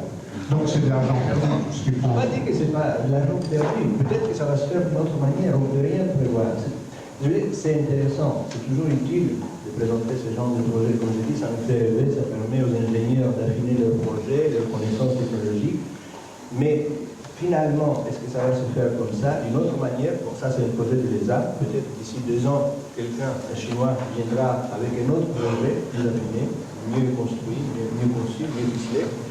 Et donc, oui, on le fera un jour. Mais peut-être le feu vert sera donné non pas à 2024, parce que Trump veut que ça coïncide avec la fin de son 2e mandat, mais ça se fera peut-être en 2034 ou en 2054. Justement, ce que vous venez de dire, oui, il y a 50 ans, on est allé sur la Lune. Voilà, c'est Une fois que les Chinois parce que justement, pourquoi 50 ans et non pas 70 ans pour le tourner? Quelle est la différence? On est là, rien n'a changé dans le fond. Oui, mais si on raisonne comme ça, Je l'ai dit, je suis le premier à le dire, j'essaie aussi d'insuffler à mes enfants un peu d'amour pour ce genre de choses. Mais malheureusement, on a eu tellement de déceptions sur ce plan depuis 50 ans. Je ne sais pas si vous vous souvenez des projets de l'ingénieur O'Neill, l'américain, l'économie spatiale autour de la Terre. Des superbes planches de la NASA avec des milliers de gens qui travailleraient, qui vivraient en permanence. Et O'Neill pensait que tout ça, ça pourrait se produire au début des années 2000. Il y avait, parce qu'il était en 1970, et il se disait, dans 30 ans, bien sûr, on va le faire, puisqu'on est allé sur la Lune. On est là et on peut ce qu'on peut faire. 50 ans plus tard, c'est d'envoyer quelques astronautes à 400 km d'ici. Et encore, ils ont beaucoup de problèmes pour vivre.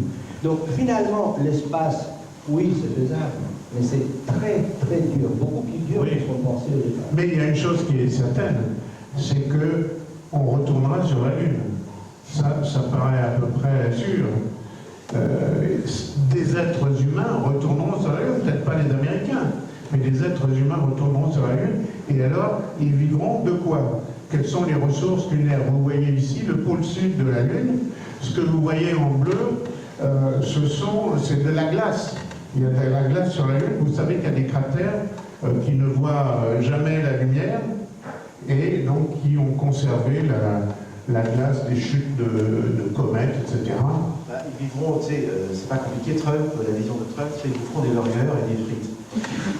Parce que pourquoi? Parce que c'est facilement acheminable depuis la Terre. En fait, la Lune, c'est quoi? C'est 5 jours, 4 jours de trajet.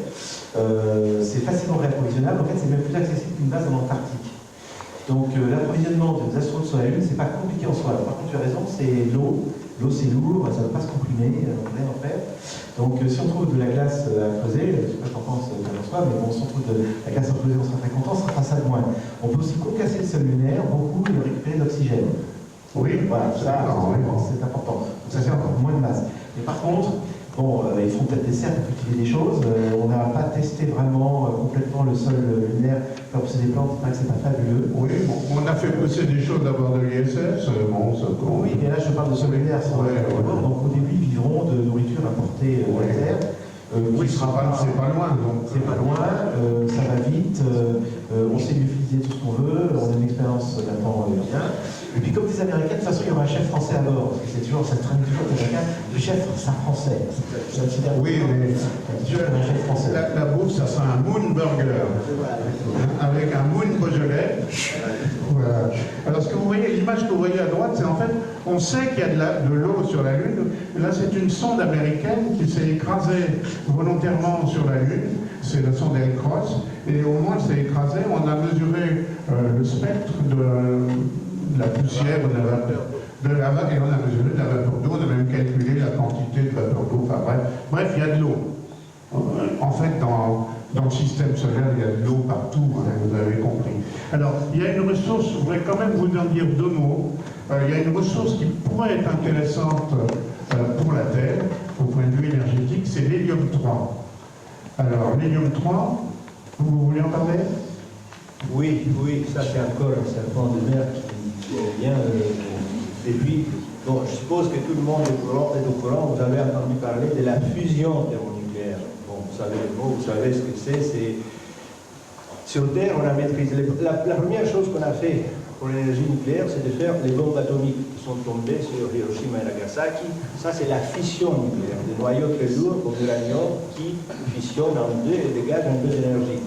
Ensuite, on a construit des bombes à fusion, c'est-à-dire des noyaux très légers, des noyaux d'hydrogène essentiellement, qui fusionnent entre eux, qui dégagent encore plus d'énergie. C'est les bombes, heureusement, on ne les a pas lancées sur des cibles habitées, c'est les bombes thermonucléaires à Bikini, etc.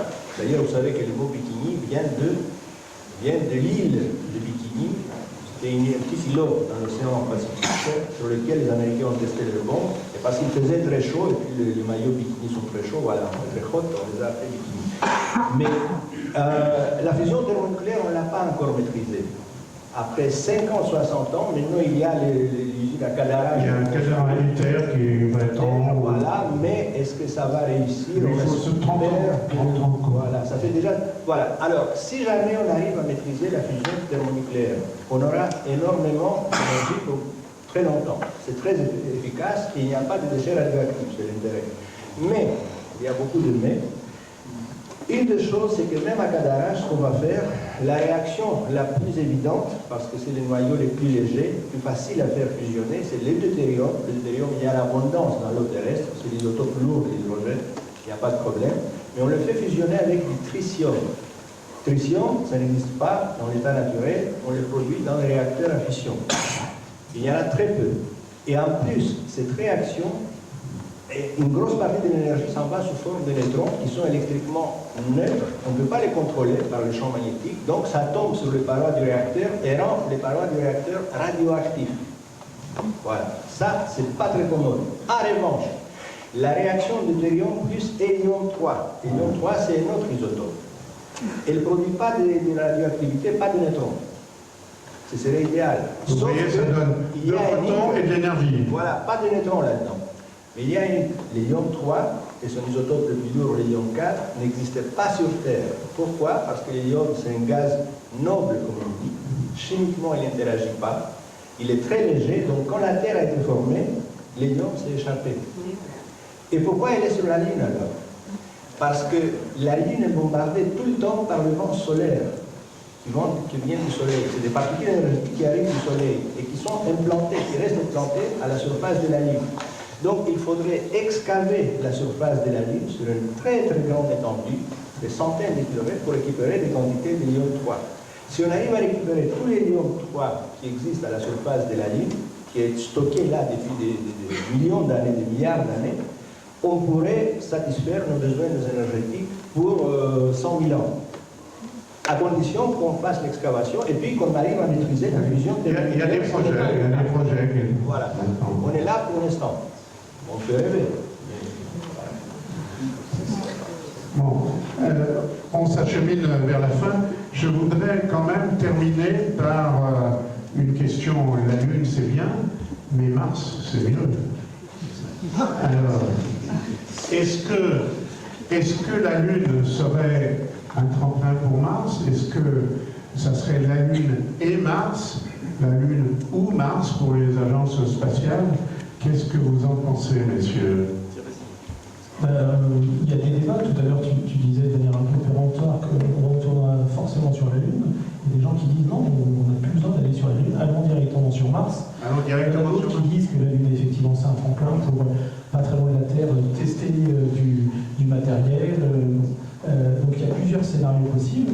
Et là, aujourd'hui, c'est un peu la cacophonie dans la communication de Trump avec ses tweets, qui veut dire, avec tout l'argent qu'on donne à la NASA, puisqu'il a rajouté 1,6 milliard, ce qui n'est pas suffisant, mais lui, il considère qu'il fait un effort, il dit que la NASA n'arrête pas de communiquer sur le tour sur la Lune, c'est petit joueur.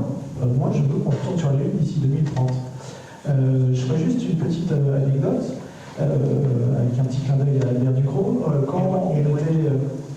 Quand on était au Cosmos Club de France avec Albert Ducrot, tous les 5 ans à peu près, avec Christian Lardy notamment, on faisait un petit tour de table avec Pascal Guy, avec des gens comme ça, tous les 5 ans à peu près, en disant qui croit au retour, enfin à l'aventure martienne, et quand voyez-vous le premier pas sur la Lune? Moi je suis rentré au Cosmos Club de France en 91, et tous les 5 ans à peu près, on disait bah, c'est dans 20 ans, c'est dans 20 ans, c'est dans 20 ans.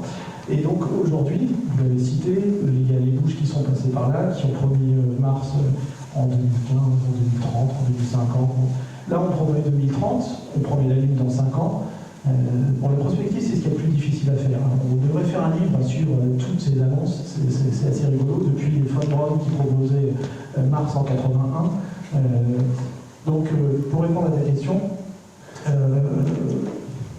Mars ou la Lune, il y a plein de scénarios. Tout ça, encore une fois, dépendra de l'argent qu'on va mettre sur la table et de la volonté et du calendrier. Mars, c'est 250 à 300 milliards de dollars, comme ça. Voilà, ça. Et ça coûte ça tout le temps en dollars constants. Depuis 68, c'est toujours le chiffre qui est annoncé. En dollars constants, on dit toujours, depuis 68, on dit, c'est 250 à 350 milliards de dollars. En 68, c'était énorme. Aujourd'hui, c'est un petit peu moins, mais enfin, quand même, c'est insupportable pour le contribuable américain. Donc, on peut faire, comme vous disiez justement, professeur, on peut faire des beaux films, on montre aux gens, mais tant que personne se colle à trouver cette somme, après. Mais encore une fois, 250 milliards de dollars, c'est pas si énorme que ça. La première période du Golfe a coûté 250 milliards de dollars. Bouche bée. Première période du Golfe, 250 milliards de dollars. Et ça a été payé comme ça. Avant, ça a duré 9 mois, 10 mois, on a payé comme ça. Donc l'argent, objectivement, il y a de l'argent. On peut aussi faire tourner la planche à billets, c'est ce qui s'est passé pendant la guerre. Parce que qu'est-ce que c'est qu'un programme spatial? C'est un programme militaire fait en temps de paix. Voilà, si on résume comme ça, Apollo, c'est ça. Qu'est-ce que c'est qu'Apollo? C'est un programme militaire effectué en temps de paix. C'est un effort militaire, pas un programme, un effort militaire fait en temps de paix. Donc on peut trouver de l'argent là, on peut accepter de l'inflation, on peut accepter de faire moins de trucs, et plus dans l'autre sens. Ça revient à ce que c'est entièrement 100% un sujet politique. Oui, mais il semble que, indépendamment des dollars, l'administrateur de la NASA a donné des dates sérieuses. 2033 pour moi, Ben moi j'entends. c'est demain. Oui, mais moi je suis parti de Macron. A promis qu'on réparerait Notre-Dame dans 5 ans. Je fais la même comparaison. J'ai joué le pari. Notre-Dame ou les Américains sur la Lune en 2024, lequel sera le premier? Est-ce qu'on a des lanceurs pour Mars pour amener des hommes sur Mars? Non. Tu fais des questions-réponses. En plus de ça, supposons qu'on ait un lanceur, vous savez que le voyage il dure 7 mois, pour le moment, avec les technologies actuelles, donc les gars, ils risquent d'être un peu grillés à l'arrivée à cause des radiations. Il y a quand même un espoir. Allez, il y a quand même un vrai espoir. Ah, voilà le martien. Avant la Première Guerre mondiale, quelques fous allaient en avion et tout le monde prenait le bateau. Entre la Première et la Deuxième Guerre mondiale, de plus en plus de gens riches prenaient l'avion pour se déplacer et la majorité prenait des bateaux qui allaient un peu plus vite. Après la Seconde Guerre mondiale, tout le monde prend l'avion et quelques fous vont dans l'espace. Après la Troisième Guerre mondiale, ce sera génial. Vous verrez, tout le monde ira dans l'espace et quelques fous iront se balader sur la fin du Centaure. Donc finalement, il y a de l'espoir. Je sais pas si tu nous donnes de l'espoir, mais Sur Mars, ce sera après la Troisième Guerre mondiale, tout le monde ira, mais après, ce ne sera plus un sujet. On aura des technologies absolument extraordinaires, on aura quelque chose. oui. Est-ce que c'est utopique? Je sais pas, moi je vous pose la question. Et après, il y a plusieurs scénarios aussi sur Mars. Est-ce qu'un jour, on arrive à se mettre d'accord pour faire une mission one-shot où on va poser le drapeau, le menu de ce que tu veux, c'est une mission internationale, il y a de l'argent sur la table, on y va, on est capable de le faire. Ça, c'est une première chose. Après, il y a aussi ceux qui rêvent d'une installation permanente sur Mars, mais qui posent alors encore plus de problèmes que le voyage d'y aller, c'est l'énergie sur place. Construire une cité sur Mars, ça se fait terminer, mais construire une cité sur Mars, comment on extrait, avec quelle machine? C'est bien Ce que vous voyez dans le fond, c'est la vision d'Elon Musk de son lanceur pour Mars, où il continue. Je viendrai Elon Musk après. Donc, en tout cas, une base martienne, dire utiliser le matériau sur place, oui, mais avec quelle énergie, avec quel matériel? Il faut amener des tracteurs, des choses comme ça. Comment on va. Voilà. Donc, il y a un problème sur une implantation permanente sur Mars, il y a un problème de logistique colossal, industriel colossal. Donc, on peut aussi rêver. Je regarde en ce moment la série The Expanse, au XXIIIe siècle, pourquoi pas? Mais là, dans l'état actuel de la société, de la technologie et des budgets, oui, c'est de la science-fiction. Alors après, Musk, pourquoi pas? Donc, tout à l'heure, j'ai mis un petit bémol sur ces fusées réutilisables qui sont techniquement bluffantes, mais économiquement, on demande à voir, on ne connaît pas les budgets, et on pense même que Musk perd de l'argent. Et tout le monde ne va pas dans le réutilisable, même si l'Europe a l'air d'y aller, elle regarde ce que ça va donner, mais elle n'y va pas, c'est pas encore décidé, et c'est pas un retard. Moi je ne prends pas comme ça, et je suis assez convaincu par le discours d'Ariane Espace aujourd'hui, qui reconnaît avoir peut-être mésestimé, mais qui fait quand même aussi des calculs. Et Musk, peut-être qu'il va envoyer quelques fous vers Mars, mais alors, Musk, son premier projet, c'était je vous fais le lanceur, je vous envoie 1000 personnes et vous vous débrouillez après. Il n'a pas trouvé la solution d'implantation sur Mars. Et que pensez-vous de ce projet martien d'aller simple? Il y en a qui proposent un aller simple. À ma connaissance, il a abandonné. Oui, mais il y a toujours des gens qui sont prêts à se sacrifier pour ça. Est-ce qu'au point de vue éthique, un gouvernement peut permettre un lancement d'un tel lanceur, un one-way ticket? Non. Faut pas croire que parce qu'il y a des fous, il y aura d'autres fous qui vont les lancer quand même. Non, ça ne va jamais se produire. Il n'y a aucun gouvernement qui le ferait. Même il y a des malades qui peuvent se manifester et dire je n'ai pas de problème. Mais il n'y a aucun gouvernement responsable qui va mettre des milliards pour. Voilà, ça fera une publicité très négative pour le gouvernement. Tout le monde va dire qu'ils sont des gouvernements. Non, mais ça ne se fera jamais. Et pour rebondir sur ce que vous dites très justement, c'est pour ça qu'il n'y a pas eu de quatrième sortie pour Apollo 17. Parce que la NASA avait qu'une envie, même il n'y aurait qu'une sortie pour Apollo 17, ils avaient qu'une envie, c'était de ramener ça les autres sur Terre pour la dernière mission.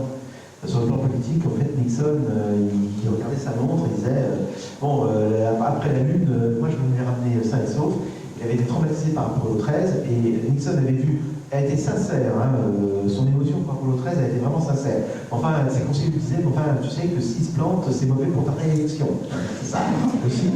Donc Nixon, qui était une belle politique d'abord, a vu Apollo 17 rentrer très content sur Terre avec les gens sains et saufs. Et pour rebondir sur ce que vous disiez, Mars, c'est très compliqué. Alors, Robert Zubrin disait très justement que la conquête de Mars se fera par des hommes de fer dans des vaisseaux de bois.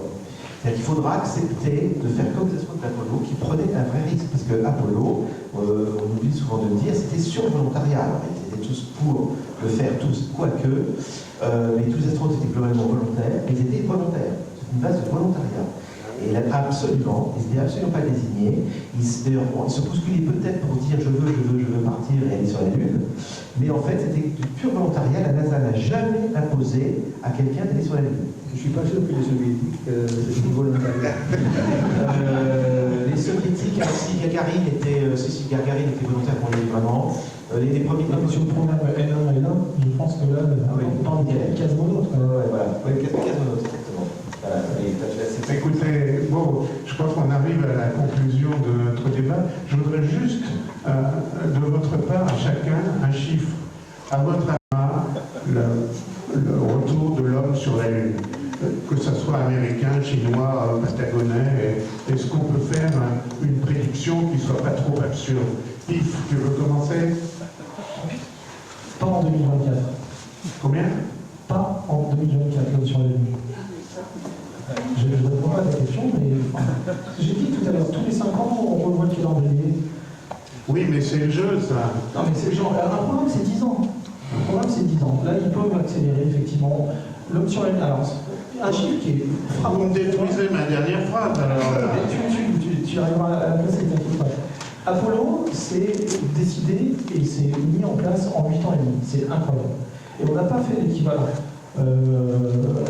C'est difficile de comparer des patates et des tomates, mais le programme Hermès. Mais il faut des challenges dans la vie. Le programme Hermès, on a mis le temps équivalent à Apollo pour l'annuler. Aujourd'hui, peut-être qu'on peut retourner sur la Lune en moins de 10 ans. Grosso modo, en général, on dit qu'il faut 10 ans pour développer un programme. Chez SpaceX, c'est 5 ans. Donc il y a peut-être moyen que la NASA accélère. Mais pour ça, il faut la mise de départ. Et la mise de départ n'est pas là. Donc à partir du moment où il y a la mise de départ, ma réponse c'est 10 ans. D'accord. Nicolas Fransos. Ah, moi, je serais très précis. Je serais le 32 mars.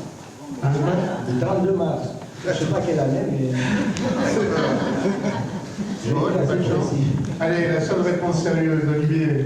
Non, parce que Il fait la même chose que je pense, c'est qu'on ne peut pas savoir, tous les 5 ans, on va revoir le calendrier.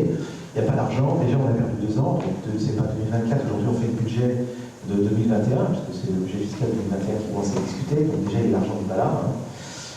Donc ça peut pas être 2024, puisqu'il faudrait, pour 2021, injecter, on a fait le calcul, il faudrait à peu près 12 milliards déjà injectés pour 2021. Bon. Mais on ne sait pas comment ils peuvent injecter 12 milliards d'un coup. Alors, sauf événement imprévisible politique sur le plan international. Voilà. Il y a un truc, et ça on ne peut pas savoir ce qui peut se passer. Moi je ne suis pas devin, mais je sais que il y a des événements internationaux graves, tristes ou joyeux qui peuvent se déclencher n'importe quand dans le monde aujourd'hui. Et il peut se passer un événement que je ne connais pas, que je suis incapable de prédire, qui ferait que d'un seul coup ça s'accélère, mais pour une raison qui n'est pas une raison forcément très logique. Un peu comme pour Apollo, la raison a été que parce que l'Amérique a perdu en espace de moins de 7 jours, ils ont eu l'appel des cochons et Gagarine. Voilà, donc perte de prestige d'un coup. Donc il se peut que n'importe quoi arrive et d'un seul coup l'Amérique réalise que. Bon. Et à ce moment-là, ils trouveront l'argent, parce que l'argent il y est. Par contre, il faudra convaincre le Congrès. Et le Congrès va, parce qu'Apollo c'est pas mis, on en a parlé un peu brièvement, mais juste pour terminer en une seconde, c'est que quand les premiers budgets ont été votés pour Apollo sous Kennedy, tout le monde s'est cadré en disant mais jamais on ferait passer ça au Congrès. Et le Congrès s'est cadré, donc tout le monde s'est cadré. Mais ils l'ont fait passer pour des raisons politiques strictement. Donc vraiment ta question c'est ça. Voilà. Bon ben moi je me lance. 2024, les Chinois. Oui. Parce que eux, ils n'ont pas tous ces problèmes de budget. Quand Xi Jinping il dit je veux ça, c'est fait, sinon c'est le goulag. Le goulag chinois, mais le goulag quand même. Donc je pense que les Chinois ont un pas d'avance là-dessus. Alors maintenant, on a fini notre discussion. On va vous passer la parole si vous avez quelques questions avant de terminer.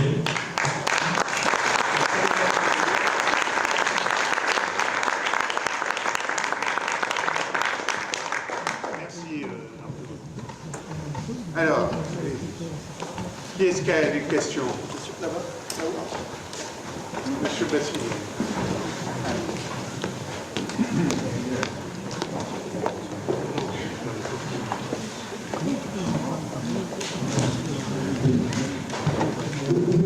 Je suis un petit peu surpris par certaines choses qui ont été dites tout à l'heure à propos des questions du budget, en particulier pour Apollo, une grande partie du budget genre de choses, c'est le développement des systèmes et la façon dont on a concercuté la fin avec les 3 derniers lois qui ont été annulées au dernier moment, m'a toujours paru curieuse, puisque après Apollo 17, il y avait 18, 19 et 20, et ils étaient déjà budgétés, ils étaient même déjà en grande partie construits, et la meilleure part, c'est que la Saturn 5 d'Apollo 18 a servi pour lancer le Skylab. Donc, le côté économique était assez secondaire dans cette histoire-là. Et en plus, il faut se souvenir que c'est Apollo 17 qui était le premier vol, donc le dernier Apollo, mais le premier pour lequel il y avait un scientifique à bord, c'était Hassan Schmitt, le géologue. Donc, il y a quand même pas mal d'incohérences là-dedans, et c'est d'ailleurs assez injuste quand on y réfléchit historiquement que ce soit Nixon qui ait signé la plaque qui est sur la Lune, alors que le pari au départ était Kennedy. Alors ensuite, on est passé à Skylab, mais il n'y a pas eu de suite pour Skylab, donc en fait, le côté station spatiale a été laissé de côté pendant très longtemps. Les Russes ont fait Salyut, c'est souvent 25 ans après qu'on a commencé à avoir la station spatiale actuelle. Et on a voulu faire des économies en ayant des lanceurs récupérables, ça a donné le shuttle, ce qui a permis l'accident de Challenger. Excusez-moi, mais est-ce que vous avez une question? C'est quoi la question? Les inconnus diraient, vous pouvez répéter la question? Alors, la question, c'est est-ce que le côté, alors je vais résumer parce que j'avais d'autres choses, mais le côté scientifique a quand même pas mal été laissé de côté, et la Lune, effectivement, a été un objectif politique, mais la science a été oubliée, et avec la navette spatiale, on a quelque chose qui était censé coûter moins cher, mais ça n'a pas été le cas, et je pense à ce qui a été dit après l'accident de Challenger. Moi, j'ai rien compris. Mais chaque idée a compris. Non, j'ai pas compris la question. Quelqu'un qui a dit, si nous voulons réussir, il faut que la réalité l'emporte sur la communication parce qu'on ne peut pas tromper la nature. C'était Richard Feynman. Alors, est-ce que vous pensez que la science a encore un rôle essentiel dans ce genre de recherche, ou est-ce qu'on est complètement passé sous le côté économique ou politique? Vous m'entendez? Non, oui. Allô? Oui, ça va. Pour la science, parce qu'effectivement, je n'ai pas tout à fait répondu tout à l'heure à la question. En quoi les scientifiques qui font des recherches sur l'espace pourraient être intéressés par la Lune? Il y a 2 ou 3 petites choses, mais ça paraissait beaucoup plus intéressant il y a quelques décennies qu'aujourd'hui. La Lune, comme vous le savez, n'a pas d'atmosphère. Sur Terre, on a de l'atmosphère. C'est très bien parce qu'on ne prend pas sur la tête les rayons ultraviolets X, gamma qui sont très dangereux et on est obligé d'envoyer des satellites dans l'espace pour observer tous ces rayonnements qui nous renseignent beaucoup sur l'état des choses. La Lune n'a pas ça. On pourrait imaginer d'installer des détecteurs beaucoup plus gros à la surface de la Lune. Non un problème, ces détecteurs-là. Et maintenant, on peut lancer aussi des interféromètres, c'est-à-dire des satellites combinés à grande distance l'une de l'autre pour faire des interféromètres dans l'espace. Donc, c'est moins intéressant qu'il paraissait par le passé. Une autre chose qui est très intéressante, c'est les ondes radio. Quand les radios passent par l'atmosphère terrestre, on peut les observer. Mais l'environnement terrestre est saturé par les radios. Télévision, radar, radiophonie terrestre, ils émettent des bruits parasites terribles. En revanche, sur la face cachée de la Lune, on est protégé 24 heures sur 24 de ce bruit parasite. Donc, il y a beaucoup de gens qui pensent, de collègues, astrophysiciens, qui pensent qu'on pourrait observer le ciel dans les ondes radio en installant des radiotélescopes. C'est un rêve, mais le coût de l'installation, bon, peut-être qu'on pourrait le faire par des robots, parce que comme on a vu, il y a énormément de problèmes par l'abrasion causée par le grain à la surface de l'hydrolite lunaire. Donc il faudrait des astronautes sur place pour nettoyer, pour maintenir, etc. Donc est-ce que ça vaut la peine de faire tout ça pour un peu de l'astronomie radio? Bon, on peut se poser la question. Il y a de l'intérêt, si vous voulez. Mais est-ce que ça vaut le coup? C'est une autre histoire. Monsieur Bastien. Intéresser les gens à la manque spatiale, c'est un autre monde de l'humanité. Or, ça dépasse les politiques. Et ça Henri, des machins comme ça. Comme vous avez quelqu'un, il y a des sachants et des subissants. Deuxième question, la propulsion actuellement réglée par les fusils, On n'a pas compris la première question. C'est quoi la première question? ça dépasse largement les politiques si vous voulez les intéresser. Ça, hein? Bon, question, est-ce que c'est juste qu'on peut faire des choses comme ça, qu'on produit pour solliciter le peuple et les gens pour les intéresser, parce qu'ils sont là et ils ne prennent pas les décisions. S'ils avaient des décisions à prendre, ils seraient beaucoup plus intéressés. Deuxième question, départ des fusées, c'est plus tellement électrique, c'est avec des lasers. Quelques explications, s'il vous plaît.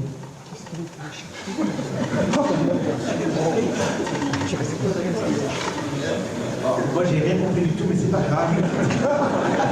Je vais tenter quelque chose parce que c'est honorable comme question, pourquoi pas comme association. Alors, pour répondre à monsieur là, qui disait oui, mais tout est déjà payé en annulant 18, 19, 20, c'était déjà payé. Non, on a fait des économies en supprimant Apollo 18, 19, 20. C'était le but, hein, quand même. Ah si, de vraies économies. On les a, elles sont chiffrées. Hein. Non, pas minime. Hein. C'était 33 ou 4 milliards de dollars. Donc, c'est pas minime du tout. Il y a du matériel qui a servi après à Skyline. Absolument, qui a servi pour Skyline. Le reste de l'équipement a servi après pour la navette, donc c'est pas du tout neutre. Alors maintenant, pour répondre à ce qui vient d'être dit, sur l'aspect politique, on ne va pas redire ce qui a été dit. C'est-à-dire que c'est malheureusement qu'un sujet politique. Comme le disait le professeur très justement, on peut trouver toujours des applications scientifiques à faire sur la Lune. Maintenant, il faudra les justifier. Ça peut être fait par des moyens technologiques autres qu'habités. C'est pour développer des robots pour le faire. Voilà. Donc, après, on peut faire des économies là-dessus. Je crois qu'il y a une question là-haut. Oui, bonsoir, j'ai deux questions, je vais essayer d'être court, précis. On entend parler de milliards, mais quand on entend parler de 300 milliards de dollars, moi j'aimerais savoir comment est-ce qu'on peut dépenser 300 milliards de dollars. La somme est tellement énorme. C'est la première question. Et la deuxième question, c'est reste-t-il des doutes concernant la présence des Américains sur la Lune? Parce que finalement, il y a des risques qui complétent toujours avec l'histoire de drapeau. Donc c'est une question un peu naïve, mais voilà, c'est une question que je me pose. Merci. Alors, sur les coûts, il y a plusieurs chiffres qui circulent. Olivier avait dû parler de 300, moi j'ai déjà vu 100, mais enfin en tout cas il parlait de 300 milliards. C'est ça. Parce que la Lune c'est moins, c'est 30. Donc 300 milliards ou 100 milliards, il y a des gens qui disent que c'est 100 milliards, mais ça c'est plutôt les gens qui vont chercher le budget en disant on a besoin de 100 et puis ça serait bien que ça va glisser. Donc le 100 milliards c'est le minimum et 300 milliards ça me paraît plus réaliste. Après, faire le détail de ce que ça coûte entre les développements, 10 ans de travail, de développement, de construction, aussi bien des infrastructures que des lanceurs, que des vaisseaux. Enfin, la liste, voilà, tout ce qui va permettre aux astronautes de survivre, enfin, la liste est très très longue. Sur le Moon-Ox, sur l'intoxication, est-ce qu'on est vraiment marché sur la Lune? Vous avez donné la réponse dans votre question. À mon sens, d'un point de vue géopolitique, si les Américains n'avaient pas marché sur la Lune, mais les Russes se seraient engouffrés dès le départ. Les Russes qui étaient dans la course, qui ont caché eux jusque dans les années 80, qu'ils avaient leurs lanceurs, et que les Américains qui les avaient photographiés. Les Russes disaient non, nous on est sur la station orbitale, on ne s'intéresse pas à la Lune, on s'intéresse à la banlieue de la Terre et à l'occupation permanente de la banlieue de la Terre. Et ils ont caché qu'ils allaient vers la Lune. Et ils ont. C'est quelques colonnes dans le Prada, mais le lendemain du premier pas sur la Lune, ils ont parlé de l'INA 15 évidemment, mais ils ont quand même reconnu que les Américains avaient marché sur la Lune. Et l'espionnage. Ils ont lancé en même temps qu'Apollo 11. Voilà, et l'espionnage marchait à fond, et si les Américains avaient vraiment utilisé Stanley Kubrick dans un garage, ça se serait su. Donc il y a beaucoup de littérature dans un sens c'est amusant, dans un sens c'est navrant, 50 ans après, mais je pense que. Enfin, les États s'en seraient emparés depuis fort longtemps si c'était beau. Et puis, il y a, bon, le drapeau, il y a une preuve tangible quand même dont on a parlé, c'est les 400 kilos d'échantillons de roches lunaires. Il n'existe pas d'équivalent sur Terre. Hein. Il ressemble à certains aspects, mais il n'y a que sur la Lune qu'on pourrait trouver ça. Et ça, tout le monde est d'accord. Les scientifiques soviétiques, européens, tout le monde. Bon, et puis on a une vraie preuve. On a une vraie preuve. Alors là, c'est, je veux dire, elle est sous-dotée. que les Américains ont marché sur la Lune vraiment, c'est qu'ils ont mis des réflecteurs solaires, laser, qu'on pointe, c'est ce que disait le président de l'Observatoire de Paris, qu'on pointe tous les jours ou toutes les semaines d'un observatoire à rayon laser, c'est réfléchi par la Lune, on a en plus la distance à la Lune qui est donnée. Et ça, c'est fait par n'importe qui sur Terre, qui a un gros laser assez puissant, il peut vérifier qu'on a bien, on renvoie bien la lumière depuis la Lune sur un réflecteur. Je peux le prouver, puisque avec Daniel, on a visé la Lune il y a quelques années, à partir de l'observatoire qui est au-dessus de Grasse, aller-retour de 2,1 secondes, quelque chose comme ça. Là, j'ai deux questions de mon collègue qui a eu l'intelligence de l'écrire parce qu'il a eu pitié de mes vieilles oreilles. Les fusées libèrent-elles des gaz à effet de serre? C'est une bonne question, monsieur l'écologiste. Et que deviennent ces produits de combustion une fois sortis de l'atmosphère? Il y en a un qui est capable de répondre à ça? Oui, les gaz à effet de serre, oui, mais il y en a beaucoup moins de fusées qu'il y a des avions ou des voitures. C'est vrai. Bon, c'est pas ça qui va aggraver le problème de réchauffement du climat. Et l'autre chose, qu'est-ce que ça devient une fois sorti? Oui. Si c'est dans. C'est détruit par le soleil. Le gros, quand même, le gros de l'effort se fait quand on est dans l'atmosphère terrestre, mais il y en a après, même autour de la Lune, pour ajuster les accélérateurs d'orbite, on dégage aussi un peu de gaz. Ça se disperse dans le vide. Donc beaucoup moins que les vols commerciaux. Voilà. Il y a une autre question, peut-être à M. Bassino, il en voulait une. Voilà. Ici, puis ensuite M. Bassino, et on arrête. Oui, bonsoir, merci pour le temps. Je m'intéresse à un outil du traité international de non-propriété de l'espace et de son exploitation. Il y a 2 ans, les Chinois n'avaient toujours pas signé.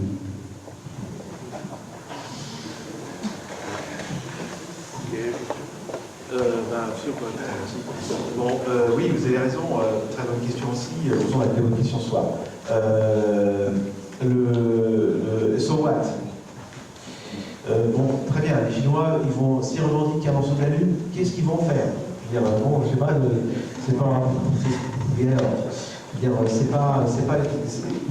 ne sait pas très bien quoi faire avec ça, on sait que c'est un statut d'Antarctique, bon, on ne peut pas faire grand-chose de plus. De toute façon, c'est le premier qui ramassera de la terre lunaire qui en fera par exemple l'hélium 3, qui dira, j'en produis moi-même avec mes usines. On ne va pas l'empêcher d'exporter vers la Terre, c'est l'hélium 3. Donc ça deviendra, je veux dire, on ne peut pas empêcher les gens de faire ce qu'ils veulent sur la Lune, planter un drapeau, ramasser de la terre, pelleter du sol et ramener sur Terre. Je ne sais pas, le professeur a une autre idée, Pierre-François a peut-être une autre idée, enfin bon.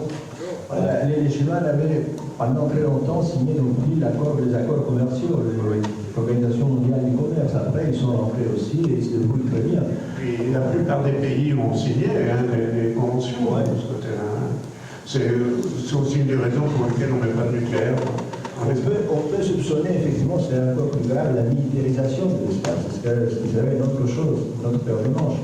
Mais là, pour l'instant, ça ne semble pas être le cas, évidemment. Mais on peut toujours avoir peur de dire. Je ne sais pas si vous êtes au courant du projet Starshot, pour envoyer sur la Centaure des voiles solaires avec des puissants vaisseaux laser. On pourrait s'imaginer, effectivement, si on arrive à produire des vaisseaux laser aussi puissants, on pourrait penser à descendre quelques satellites pour commencer, dans les cas les plus graves. Est-ce que est-ce qu'on peut se fier à ce que les gens ne le parlent pas, une puissance ne le parle pas? On dit avec ça. Une dernière question et on arrête. Sait-on si cet affreux régolithe est aussi présent sur Mars que sur la Lune? Même question d'ailleurs pour l'hélium 3, pourquoi pas, mais c'est moins affreux l'hélium 3 peut-être. La poussière martienne, c'est affreux. Alors la poussière martienne, elle est très fine. Oui. Il n'y a pas d'hélium 3 parce qu'il y a de l'atmosphère. C'est magnétique, elle se colle partout. Oui, vas-y, tiens. Oui, la poussière martienne, c'est encore pire parce qu'en plus, elle est magnétique, elle se colle partout. Donc, on a mis des éléments sur Mars, très vite, ils noircissent à toute vitesse, on a constaté du temps viking, on a encore avec les sondes, là aujourd'hui, Curiosity, on voit, donc c'est compliqué, quoi.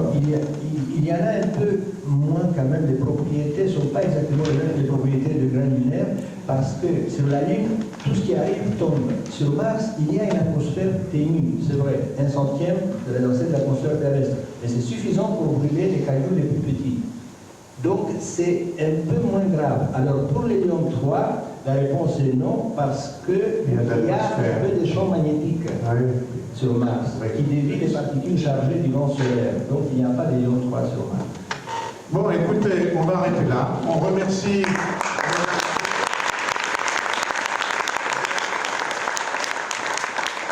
Je vous souhaite un bon retour, de bonnes vacances.